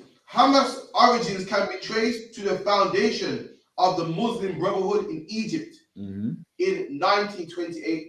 The Muslim Brotherhood arose as an attempt to have Islamic values extend beyond the mosque into the secular sphere, where it challenged the core assumptions, social, political, ideological, nationalist, and economic of the existing ruling order. In 1935, it established contracts in the mandatory Palestine, and in the 1945, inaugurated its first branch in Jerusalem, and in the Gaza in late November the following year, following the Nakba in 1948, which shattered Palestinian society. The Muslim Brotherhood was one of the first organizations to re-establish itself among the Palestinians. Now, notice the timeline of this, which is the same timeline when Britain had control of the land. There was any Jewish man come back in and taking away land from the Palestinians. So as that happening, they start forming this Muslim Brotherhood, right? Hamas came kind of out of it, but later on, the actual Hamas that's existing today. Skip me up to where they came about in the 1980s. Right, so all 1945, 1948 is right around the time they put things in place to make Israel a state, a recognized state, which happened in 1947. Go ahead. The idea of Hamas began to take form on December the 10th, 1987, when several members of the Brotherhood convened the day after an incident in which an Israeli army truck had crashed into a car at the Gaza checkpoint, killing 4 Palestinian day workers. They met at Yassin's house and decided that they too needed to react in some manner as the protest riots sparking in first Intifada erupted. Right, that Intifada that's their word for uprising. right? That first uprising, it happened, and they formed right around that, right? They just formed right around that. Really, this happens everywhere where people feel oppressed. You have a group of people who organize themselves together, and they have some sort of militancy or military leader with experience, and they take matters into their own hands. What happened with them is no different than, what happened with the so-called oppressor in the times of the wars with Britain and America, or you have it here with them Irish, with the Irish, what's called the Irish people? Gypsies. No. The it's a government, was IRA, Salakia. The IRA is what? A militia branch of Irish people who was rebelling against England, right? And Ireland today is split in terms of Northern Ireland and Southern Ireland. Southern Ireland is the IRA, I believe, right? Dublin. One is Belfast. That's Northern Ireland, right? And it's one country, but it's a separate state. So much so that the United Kingdom is made up of Britain, Wales, Scotland, and Northern Ireland, not Southern Ireland. They have total sovereignty, but that started with the IRA. The IRA was doing all kind of pipe bombs and car bombs all over the place and attacking, and they just, they was just continually doing it, and it's just not beneficial for the oppressor on the other side to crush it, so he just get them what they want. You get the point? It's similar. That always happens when you have one ruling party who is encroaching in a way that is not smooth over the other one, and that where the quote unquote oppressed side, they don't really have resources that the oppressor wants. He eventually gives them whatever, like what happened with Ireland. Whatever, you can have that. Usually, when they have resources, he'll come in there and take you over, either bribe you out or slaughter you out and take the land. But that Ireland thing wasn't going right, so the IRA running the shit now. So that's what happened with Hamas. Also, with all the wars that was happening and the bombings and stuff, there was also an Olympic event. I'm not sure if this was Palestine, but somebody where they attacked some of them Olympic athletes. You could probably check, somebody could check that up for me. All right. So 87, they started, right? Hamas was started off as a rebel group or a group of militia, but they grew in power very fast. Which seems to be the theme in the Middle East. And you've seen it, you saw it just the other day with Sudan, right? When that war happened with Sudan, Sudan eventually at one point had two militaries. You had the government military, and then you had another paramilitary group that was funded by the leader, and they got so big, they end up slaughtering the leader and then went to fight the actual military for power, because they got big over about 10 or 15 years and was able to control mines and cobalt mines and all the natural resources. So now you start off as one little militia group doing the will of the leader. You go in there, you oust the leader, and you're ready to take over. That's really how things happen. You get the point? That's really how things happen. And just a case in point, all this wasn't happening before Saddam. Saddam was the wild man who America had in control that kept all the other wild men in control. Once Saddam was gone, there was such a power void in the Middle East. Everybody just started rising up, right? So they rose up. I believe they later, one, see this in the article there where they said they later challenged for political power, and they won some election to represent the Palestinians, I believe, in the West Bank or the Gaza. Check it and let me know.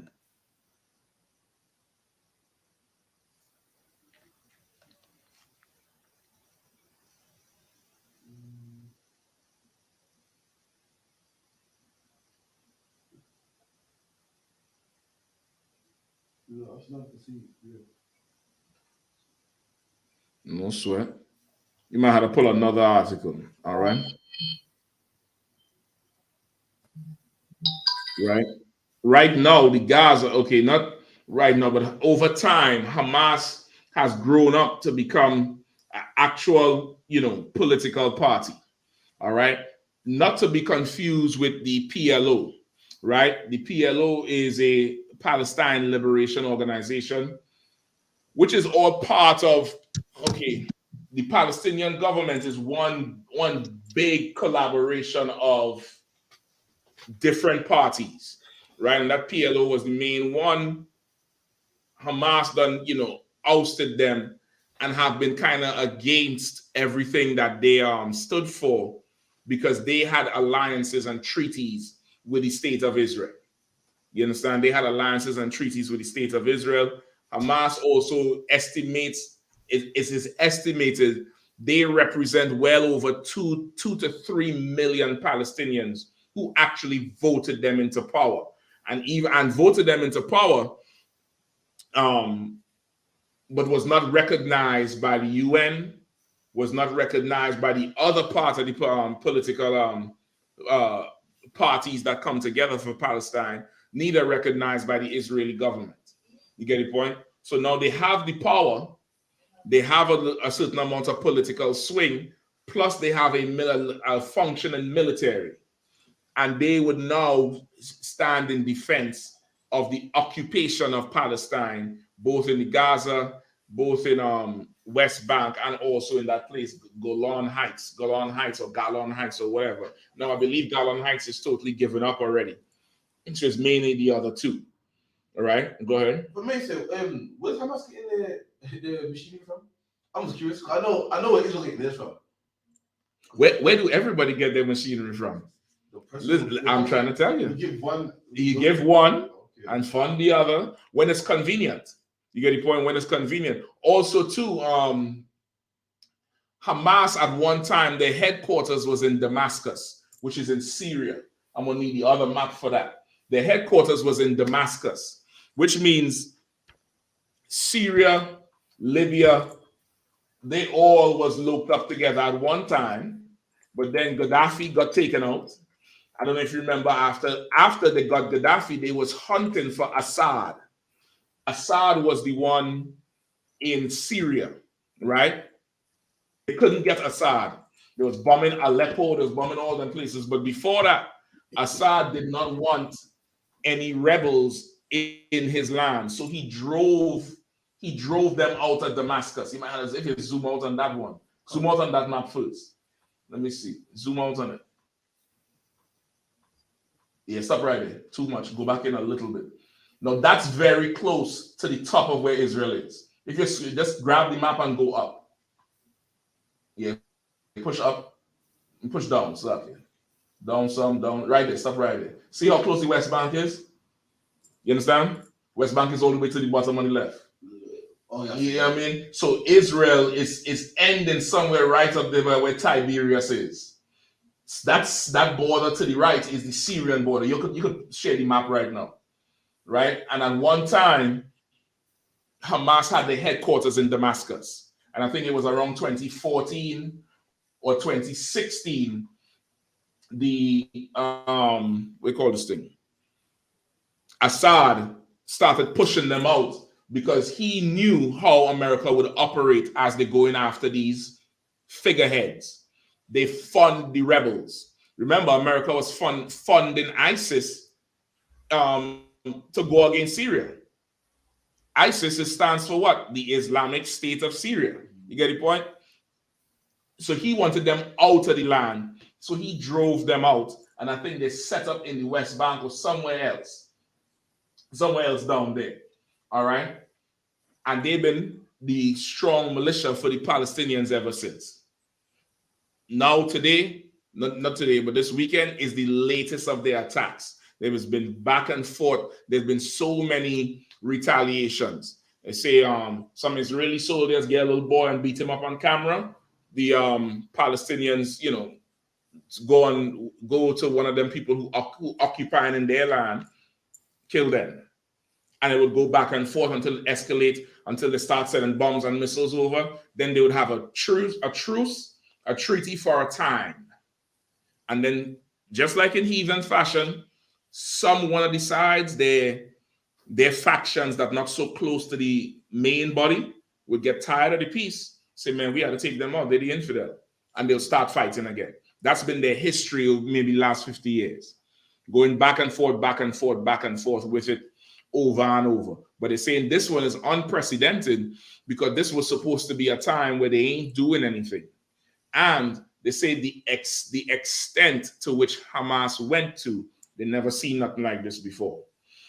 Also, what's very interesting is that Israel security and border and that whole thing with the Iron Dome, they want to know how in the hell so many missiles get through and the Israel intelligence was not able to warn the people, which Israel done been getting billions of dollars from America, from Britain, Europe, the EU to fortify themselves against missiles. They have something called an Iron Dome, which is a missile radar system that counterattacks or counters anytime a missile is launched.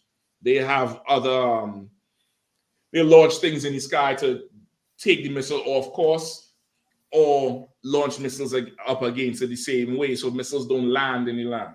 That didn't happen this time. And they were saying something was wrong with the intelligence or the barrage of missiles. It just overloaded the system and they get through. You know what I mean? Meaning like the Iron Dome, they think that's what they're suspecting is that the Iron Dome could handle maybe 10 at a time. 2,000. But 2,000, brother. I'm not, listen, overload. And sing flash and AI. Iron Dome overload. Iron Dome overload. Control or delete. The Windows program crashed on them, and they got rained on. And they say added to that, it was a brother. They described the thing. I watched the thing on the news earlier. They described the whole operation, brother. All I could think about G.I. Joe. They say they launched so many missiles, and after that, they had men on gliders riding in, dropping bombs, and then landing in there and letting off. Then they had people coming out of the water and on vans on land, brother. It was a coordinated attack. They was planning this thing, and they had months to do it. But the last time, you were running the damn mosque and violate people. You get the point? No, I don't care. I'm not either for Hamas. I'm not for Israel. This here is precursor to the Third World War. That's right. It's absolute precursor to the Third World War. Get me Joel 3:11. Hold on. Is there anything else I have to bring onto this? Right up on the time anyway. Get me Joel 3.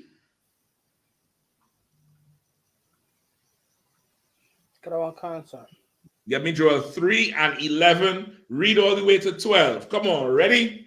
Set, go! Joel, verse 11. Assemble yourself and come here, heathens, and gather yourself together round about hither. Hold on. That's a heavy verse, Zach. Read it again from the top.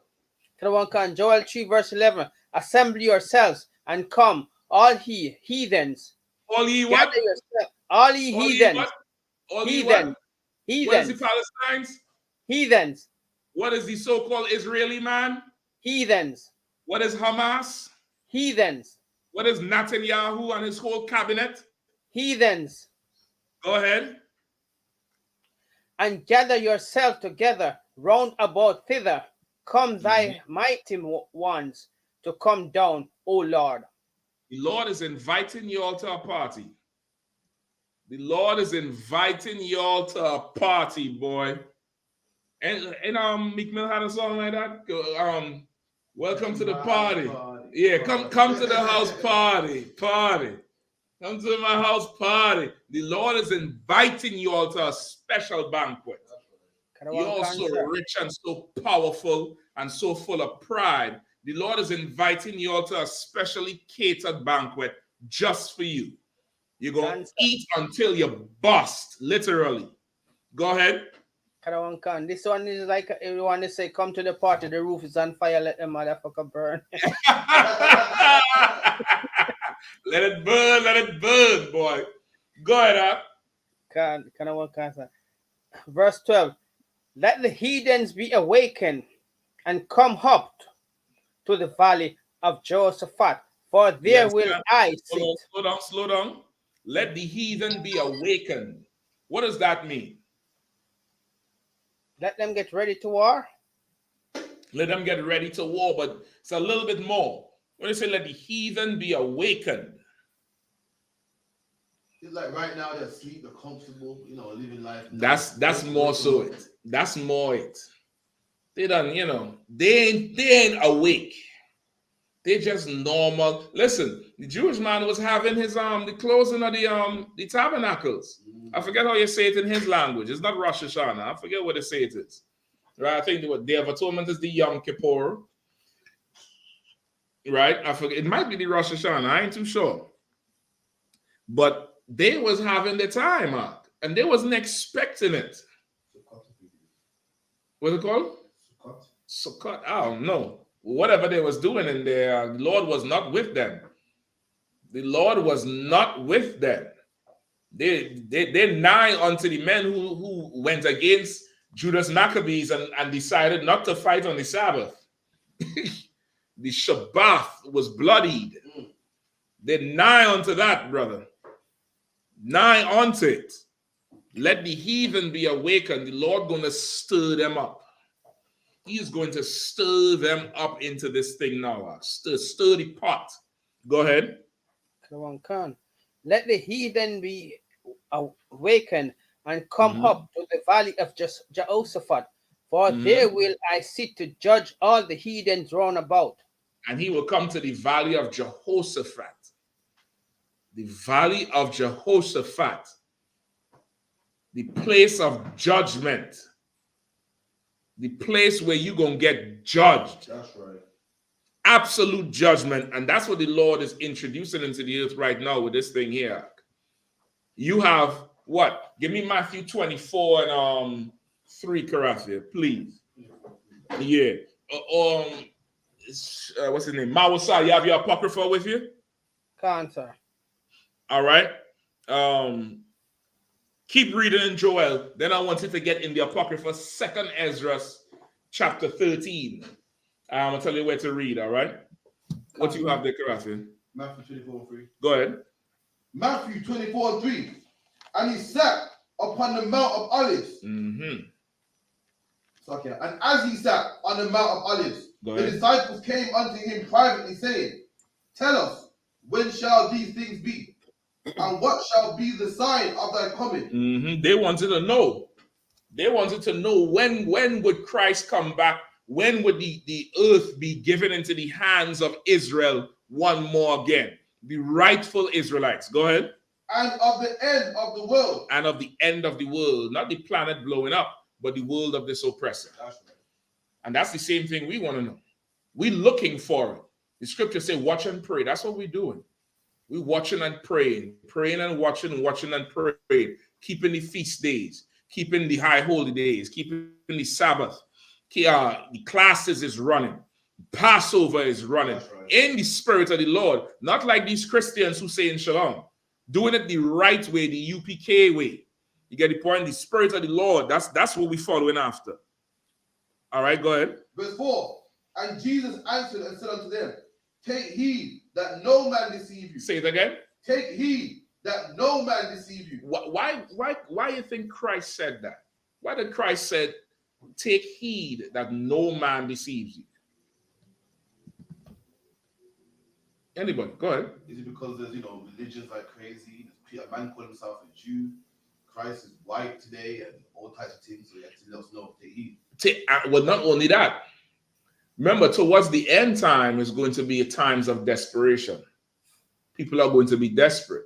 And when you're desperate, your logic, that thing in your brain that's will assess a situation and analyze it, that gets turned down low. And you start going into survival. You start going into eat whatever, do whatever, have sex with whatever. And being in desperation, you could be deceived. You could be deceived very easily. You get the point? It's easy to be deceived in desperation. And that's the time we're in now. We're in a time of desperation, and the earth just come out of COVID. Everybody was broke. Every country. Didn't have money running for 2 years. Brothers, the airports, they had a shortage on pilots and air traffic controllers because they couldn't pay the pilots just to stay on job. Pilots left the job, found better paying jobs, and wasn't coming back. That's why when COVID opened up, there was overbooking the flights. Remember, they had a whole thing in the airports. I don't know if you all had it over here. People just waiting. And they're saying, well, the plane delay or something. They didn't have pilots. They didn't want to lose the money. So if the plane could hold 20 and 50 people book, they're taking everybody money and then they'll deal with the problem after. But they wanted to have a cash flow. They didn't have pilots and they didn't have air traffic controllers out. It was bad. Everybody was done. Desperation. You're coming out of the COVID. Then right after the COVID, what happened? Ukraine. Pipelines blowing up, bridge blowing up. The regular petrol and oil that would come to certain parts of Europe wasn't coming. Now, England, everybody utility bill, not double, but tripled. You're paying $30 one day, now you're paying $100 for the same gas, for the same electric. And that's your Brexit. The EU is not there to cushion you no more. So now you're on your own. The Lord done puts you in a trick bag. The Lord is a gangster, man. He gonna set you up good. He made notice you ain't seen Tommy Morrison no more. Before the COVID, Tommy Morrison was everywhere. Britain first. Britain is for Brits only. And blah, blah, blah. And get these immigrants out. No sweat. The immigrants gone. We left Brexit. Boom. COVID happened. Ukraine happened. Now look at you. Balling. Balling. Go ahead. And he never came home. And he couldn't come home. Him and that World Cup trophy is not coming home. Now look at you, you're balling. Because the Lord done setting you up. The Lord is setting you up to go into a room that you would not normally go into because before you wasn't desperate. You was talking big, what Tony Blair say? Well, I'm not, I wouldn't pay reparations, but I'll give you $2 million to build prisons. Look at you now. You can't afford $2 million. That's right. Last 2 weeks, they said the Birmingham City Council declare what? Say it again. Bankruptcy. Say it one more time. Bankruptcy. Bankruptcy. Declare bankruptcy. And you deporting people though. And you was talking big talk about building prisons. One of your second biggest city in the country declare bankruptcy. The Lord is setting you up and you're too proud to see it. You're way too proud to see what the hell is going on. You understand? It's desperate times. And when times get desperate, everybody feeling the pinch. But in the UPK here, we are a tight-knit family, brother. We want for nothing. That's right. We want for nothing. We get together, we roll, our kids is taken care of, a woman taken care of, brothers is healthy and strong. Any problem, come together, we band together and solve it. Your problem is mine. My problem is yours. My come up is yours, your come up is mine. Your setback is mine. That's all we do. We share everything. Like the Apocrypha said, we share the good days and the bad days, just like our forefathers in Egypt. You understand? And in these times, you're going to get deceived because you under the pinch.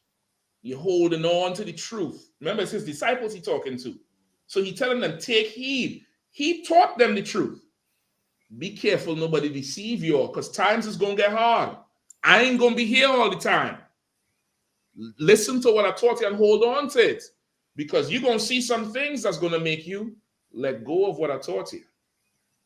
And now, you believe what everybody else believes. So be careful and take heed that no man deceive you. When you say man, ordinary man. Bringing some ordinary doctrine that everybody else believes. That's what Christ was warning against. Keep going. Go on, God. For many shall come in my name, saying, I am Christ, and shall deceive many. That's it, man. Many gonna come and try to give you a breakdown about Christ and will deceive so many people. Do you know, Jewish people, they don't believe in Christ being the king of Israel, right? They reject him as the king of Israel. But they do believe in Immaculate Conception. Do you know Muslims also believe in Immaculate Conception? Them two people fighting for the land today and they believe in Immaculate Conception. It's crazy. It's absolutely crazy. That's why the Lord said, don't let nothing deceive you, man. Don't let nothing take you away from what he laid down. Keep going. Go on, God. And ye shall hear of wars and rumors of wars. See that ye be not troubled. Ye shall hear of wars and rumors of wars. And boy, we hearing about wars right now. with Hamas and Israel. Israel getting ready to clip up. America going to be right on the verge of it, because this is a opportunity for America to just bomb everybody and start a war. Why? Because BRICS is threatening the American dollar right now. Like, this thing done set up so nice that no matter if they don't act, BRICS gonna wipe them out. If they do act, they get drawn into the Third World War. it's beautiful, huh? It's beautiful. Go ahead, Go ahead. What is Ukraine and Russia faces? It's a separate war. No, it's going to eventually get there.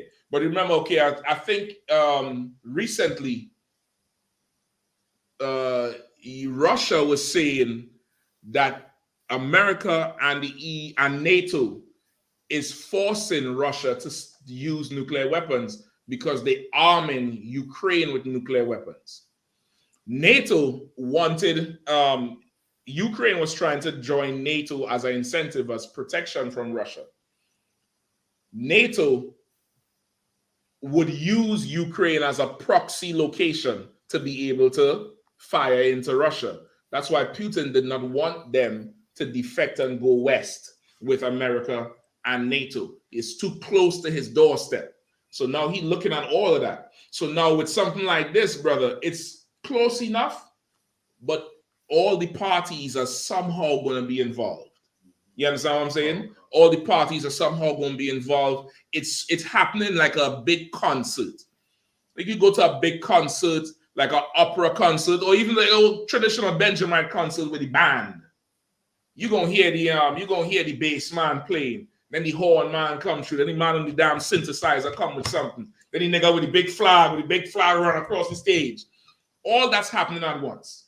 You have Russia and Ukraine fighting a proxy war with America and Russia and NATO, the nuclear capabilities. You have BRICS threatening the American dollar, which is the petrodollar. America done turned the currency into into a commodity where you could only buy oil in US dollars. So if you Britain, you can't go to the Saudis and pay £100 for a barrel. You had to first change your pounds into US and then pay the Saudis in US for your oil, which means the US dollar, even though it's not a natural commodity like wood or cotton or oil, the US dollar is a commodity that you could trade, which gives the dollar value. And it's an unfair commodity because why? All natural resources have a limit. You could use all the oil in the area. You could use all the gas in the area. You could deplete fields of wood and cotton. But you can't stop printing money. You could, as long as them printers running, you could just print more money. So now BRICS coming, and BRICS is Brazil, Russia, India, China. Who's the S? South Africa, right? BRICS coming, and they formed an alliance. That alliance started in 2008 or 7, and they've been working for the last damn near 15 to 20 years to build their economies up. And they are now in a position to defect and buy oil with their own money, which would make the US dollar of no value. Today, how much Jamaican is one US? Oh, I know it's per pound, 100. Oh, no, I should have it here. Y'all international men right now, you had to get one of them conversion apps, Zach. You had to get a conversion app, right? 1 pound is 190 Jamaican dollars. Right? Salakia. I need US, right? US to Jamaican, Salakia. Right? 1 US is 155 pounds. If BRICS have their way and are able to make the Saudis take their currency instead, and now BRICS is also influencing Venezuela, which has the largest oil deposit today, right now. They would influence Russia. They already have Russia in the bank. France just begged to join BRICS because the French have been beggars since the trucking people strike with Macron in 2017. I don't know if you remember that. They was wearing the yellow coats. Yeah, and since then, France been begging. He's a pauper right now. If they're able to do that, they'll have all the major countries that consuming the oil and transferring the oil, buying in their own currency. The American dollar will drop, which would mean Jamaican money could be higher than the US dollar, or the same. What does that mean for America? War in the streets. America would be like Baghdad overnight. It would crash. And knowing our oppressor, he's not going to allow that. He'd rather bomb everybody than become a pauper. That's where we are right now. BRICS is threatening financially. You have Israel and Hamas getting ready to get it on, who America swore to support. You have Russia and Ukraine getting it on nuclear warfare. Just last weekend, the American government was in late talks in Congress because they were threatening to shut the government down because they couldn't agree on the spending packages. The government shut down, brother. That means no jobs, no paycheck for certain people, certain governments, things, systems will just stop. This place is getting ready to fall. It's on the brink of falling, it's on the brink of failure, and it's the Lord is doing it. So now it's desperate times. Just to eat, you're going to believe whatever. You're going to take whatever. It's just like our brothers go in prison, Christian, and come out Muslim. In there, it's desperate. It's kill or be killed. It's, strong survive. You're going to try to look up with who you think have power to survive. That's what's going to happen here. And you're going to have to hold on to the truth if you're going to survive. That's why the Lord say, endure till the end. You're going to have to hold on to it. So the disciples want to know what's going to happen towards the end. Keep going. Come on, God. And ye shall hear of wars and rumors of wars. Go ahead. See that ye be not troubled. For all these things must come to pass. Right? Don't be troubled. All these things must come to pass. Hamas sending them bombs to Israel must come to pass. That's right. Israel retaliating with bombs must come to pass. That's right. Them blowing up that damn bridge for Putin must come to pass. Right. NATO equipping Ukraine with nuclear warfare must come to pass. Putin saying, well, you're going to force us to let off, must come to pass. A couple of years ago, Nancy Pelosi, who was the Speaker of the U.S. House, took Air Force One down there to, not Beijing, what's he want? Hong Kong. I don't know if you remember, I think it's Hong Kong, right off the coast. And they were saying, listen, man, if you come here, we're gonna start a war. China didn't want America visiting so close to their borders. Was it Hong Kong? One of them places right around, and she went and landed right there, pulled up. They said, if you land, we're gonna, shoot missiles over in that area. I forget the name of it. Somebody look it up for me. I don't think it's Beijing. Right? It might be Hong Kong, might be somewhere else. It was one of them places on the coast of China. The Chinese government say, if you pull up, we is firing missiles. She pulled up, stayed 24 hours. Biden said that shit was not sanctioned. She should not have did it. And as soon as she left, they started firing missiles over that land and running nuclear tests. China trying to show their strength to let that country know, if you think you're going to join America, it's going to be a last day. Is a whole ton of gang shit going on. They like to look at us like we gangs and we uncivilized and this and that. You just gangs with money. You just gangs with power and prestige. But it's the same thing, same politics going on. Right? You have it? Taiwan. Right? And Taiwan is one of the mass producers of that silicone that goes in the phones and all that thing. Everybody positioning themselves right now to be able to eat in the future. And that's going to make people desperate. And the Lord is warning us, don't be desperate. You're going to hear of wars, rumors of wars. Don't be troubled. Right. Don't be troubled. Go to work tomorrow normal. When they're in the room playing with the little rosary beads or facing the wall with a damn carpet headbutt in the floor, you go in there and be like, why y'all so why the mood is so low? Why everybody so sad? You all right? Oh. Well, listen, man. God is good. And all the time, God is good. Don't be troubled. Keep going. Come on, God. But the end is not yet. For nation shall rise against nation. Nation gonna rise against nation. Ukraine and Russia. Hamas and Palestinians versus the Israeli man. Go ahead. And kingdom against kingdom. And kingdom against kingdom. The white man versus the Asian and the Chinese and the Arabs. Go ahead. And there shall be famines And pestilences. Famines, COVID-19, COVID-20, the variant, pestilences, all the rats that was ravishing down Australia and New Zealand. Them farmers couldn't see their way. Go ahead. And earthquakes. And what? Earthquakes. And what? Earthquakes. Did you know there was an earthquake in Iraq Saturday too? Killed 2,000 people? Saturday. The last one before that was in Libya a couple of weeks ago. They had an earthquake and it broke the dam and the dam flooded out the whole damn place. Now, I went and found the research how that port that had flooded was a famous slave port. Famous slave port right there on the coast of Libya. Go ahead. God, in diverse places. In diverse places, meaning what? Strange places where these things don't happen. Libya didn't have an earthquake like that for over 100 years. That's why all the damn architecture fell, because they don't design their structures for earthquakes, because it's not an earthquake zone. That's a diverse place, a strange place, a place you don't normally hear earthquakes happening. Go ahead. Come on, God. All these things are the beginning of sorrows. Just the beginning of sorrows. And we're going to be sipping on some sorrows. That's right. We're going to be sipping on sorrows. Mausa, what do you have for me? Go ahead. Hold on, Mausa. I think the speaker cut off. What you got for me? He's on?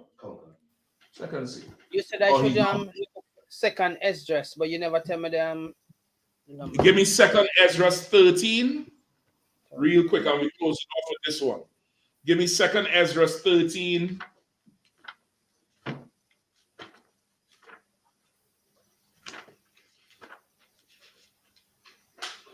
And start at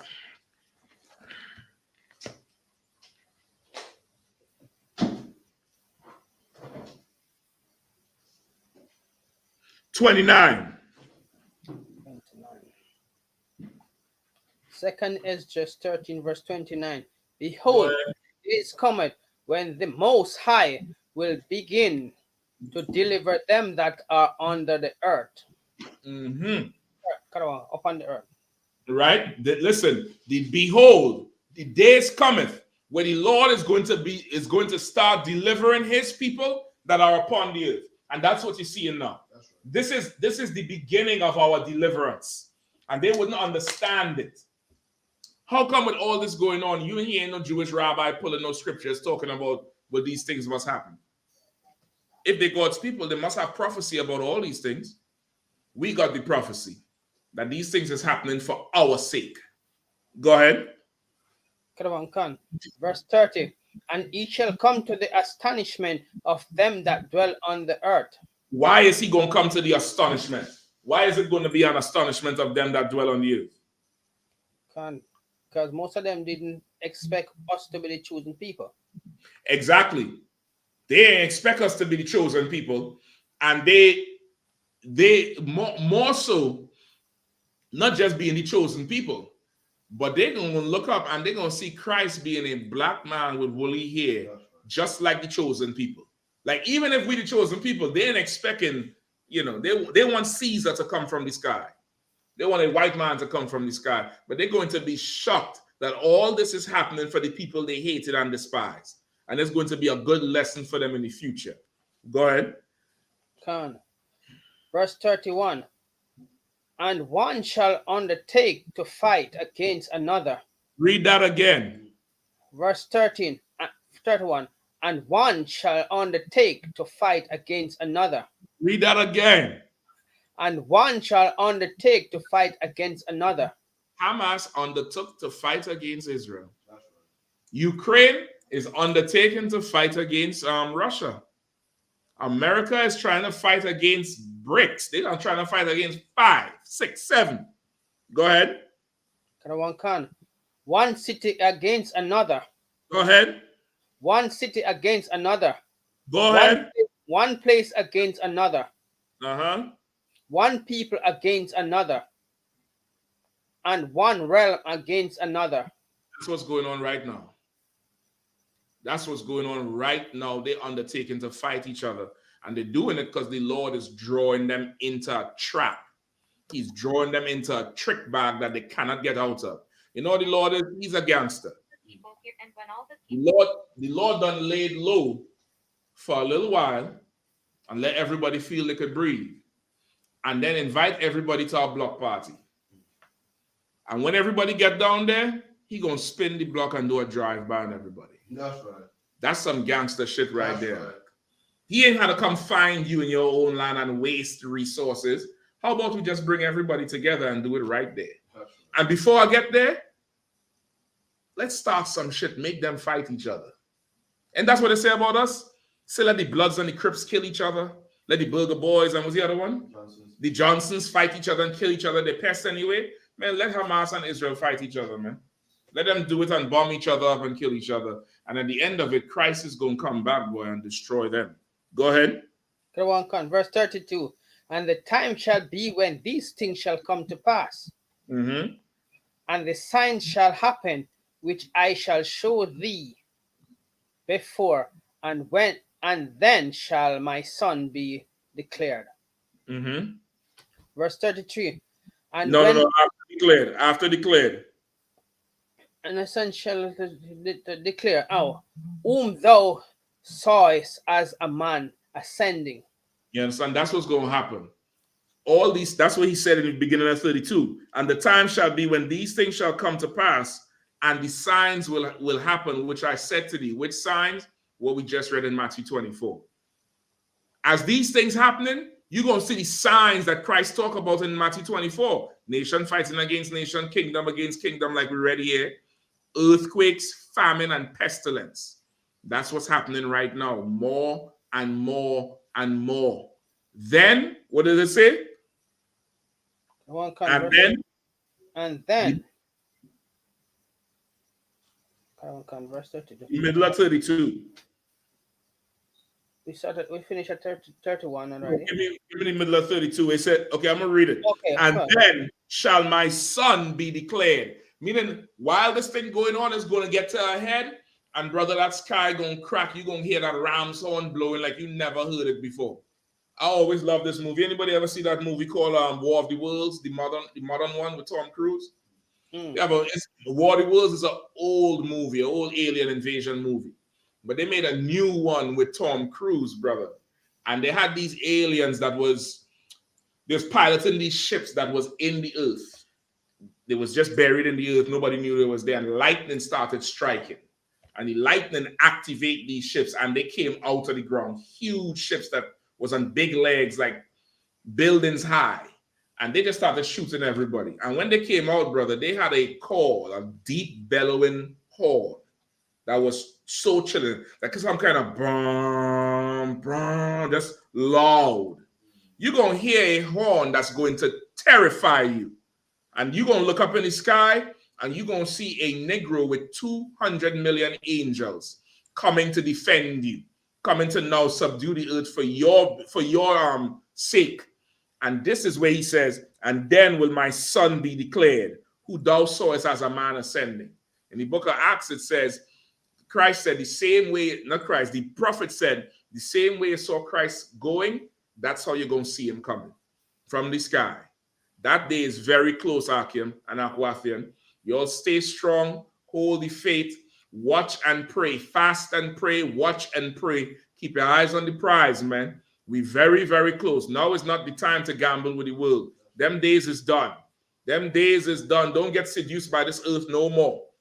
No more. You stand straight and close and loyal to the Lord, man. You'll call the school. What's the number for the school here? 079 607 4674 up on the screen. Right? You call that number on the screen. ISUPK UK 079 607 46784. You need counsel, you need help, you need some instruction, you call that number. You mobile, whether you could drive, take a bus or Uber, get down to 394 Lodge Road every day, Monday to Friday, 7 to 9 p.m. We're going to be rocking it out, holding it down, teaching you this truth until our king comes, all right? Listen, man, let them heathens fight. Don't pray for peace. Pray for that the Lord's will be done on earth as it is in heaven. With that, pass the class over to Priest and Captain Karate. You can just put yourself on the screen too. Or you could just leave the screen back, whichever. Or you could come up here, select it. come up here and do the announcements, all right? I'll be right back.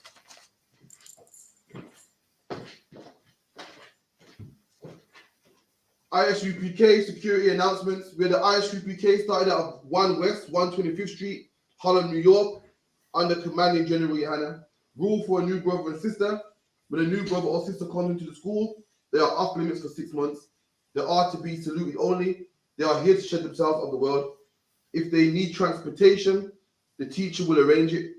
After 6 months, if a brother or sister has an interest in a particular person, he or she must get permission from the head to speak to a brother or sister. There is another 6 months in which the brother and sister will call each other. After the 6 month period, the brother and sister will get permission from the head to marry.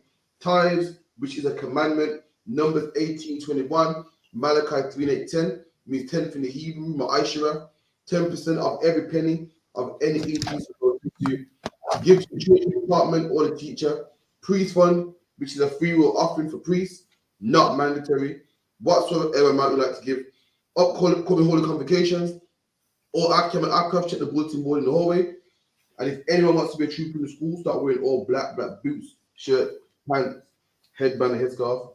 And with that, we'll give 1 second.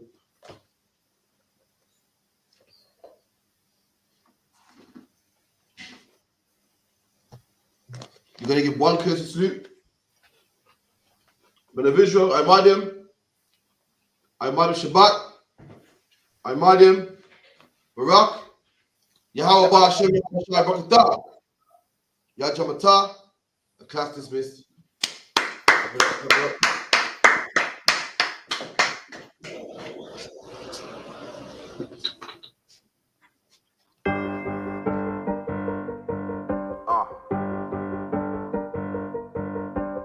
Yeah, I'm on 44 shit, you know what I mean?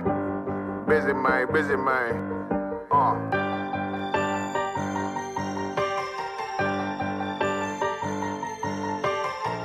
Look, when that shit drop, you step all the way on their neck, step on their neck and they head with that shit. Fine then, I ain't show no mercy, we gon' show them boy what time it is. I pop out like I'm Samuel, I got time to kill. Haters thought I died, I survived. They don't know how I did it, got it out the mud, straight to glory. They don't know how I feel, he nice but he don't show them skills, how I show them skills. He ride but he don't work the wheel, how I work the wheel. They mad, I'm too solid, circle tight, yeah, vacuum seal. No, they want my life, I ain't worried, I got rank for real. I got real soldiers, kill for me, nigga, watch yourself. They say you been in beast mode lately, you is not yourself. When you dropping that fire, precious marriage, they inquiring. They can't stop what's coming, but I see them conspiring. Cross the line, them firing. This bitch here, finna break the spin. No kindness, I don't trust you, circle small. You can keep your features. Me and my niggas don't keep no secrets. In the field like Jeepers Creepers, say they want some smoke, dawg. So I brought these chimney sweeps. Coming like we coming, you can't even cap. These niggas don't run it like we run it, bitch, don't even start. Bitch, I'm with my niggas till the end, till them do us part. So if you wanna leave, you can leave, bitch. Bless your heart, fine then. I ain't show no mercy, we gon' show them boy what time it is. I pop out like I'm Samuel, I got time to kill. Haters thought I died, I survived. They don't know how I did it, got it out the mud, straight to glory. They don't know how I feel, he nice but he don't show them skills, how I show them skills. He ride but he don't work the wheel, how I work the wheel. Ooh, I got a man, circle tight, yeah, vacuum seal. I heard they want my life, I ain't worried, I got rate for real. Take over in effect, yeah, I'm fully focused. You might not see it on me, just know it's women, that bitch fully loaded. Ooh, yeah, we up and rolling. Told them I need major motion. Think I'm joking, I'ma school them niggas like they baby Jody. Got it out the dust, now I'm too clean, don't know why they hate me. What you want out life, dawg? Guns and butter, baby boy. UPK top, dawg. Certified road runner. I'ma turn that econ line into a damn tank. I got chopper stash in the attic like they in Frank. They had that shit on lock till I snapped on them like bolt cutters. You cannot play both sides, gotta choose your colors. See him throwing that one up with that W, that's my blood, bro. Fine then, I ain't show no mercy, I'm gon' show them boy what time it is. I pop out like I'm Samuel, I got time to kill. Haters thought I died, I survived. They don't know how I did it, got it out the dust, straight to glory. They don't know how I feel, he nice but he don't show them skills, how I show them skills. He ride but he don't work the wheel, how I work the wheel. Ooh, I got a made, circle tight, yeah. real.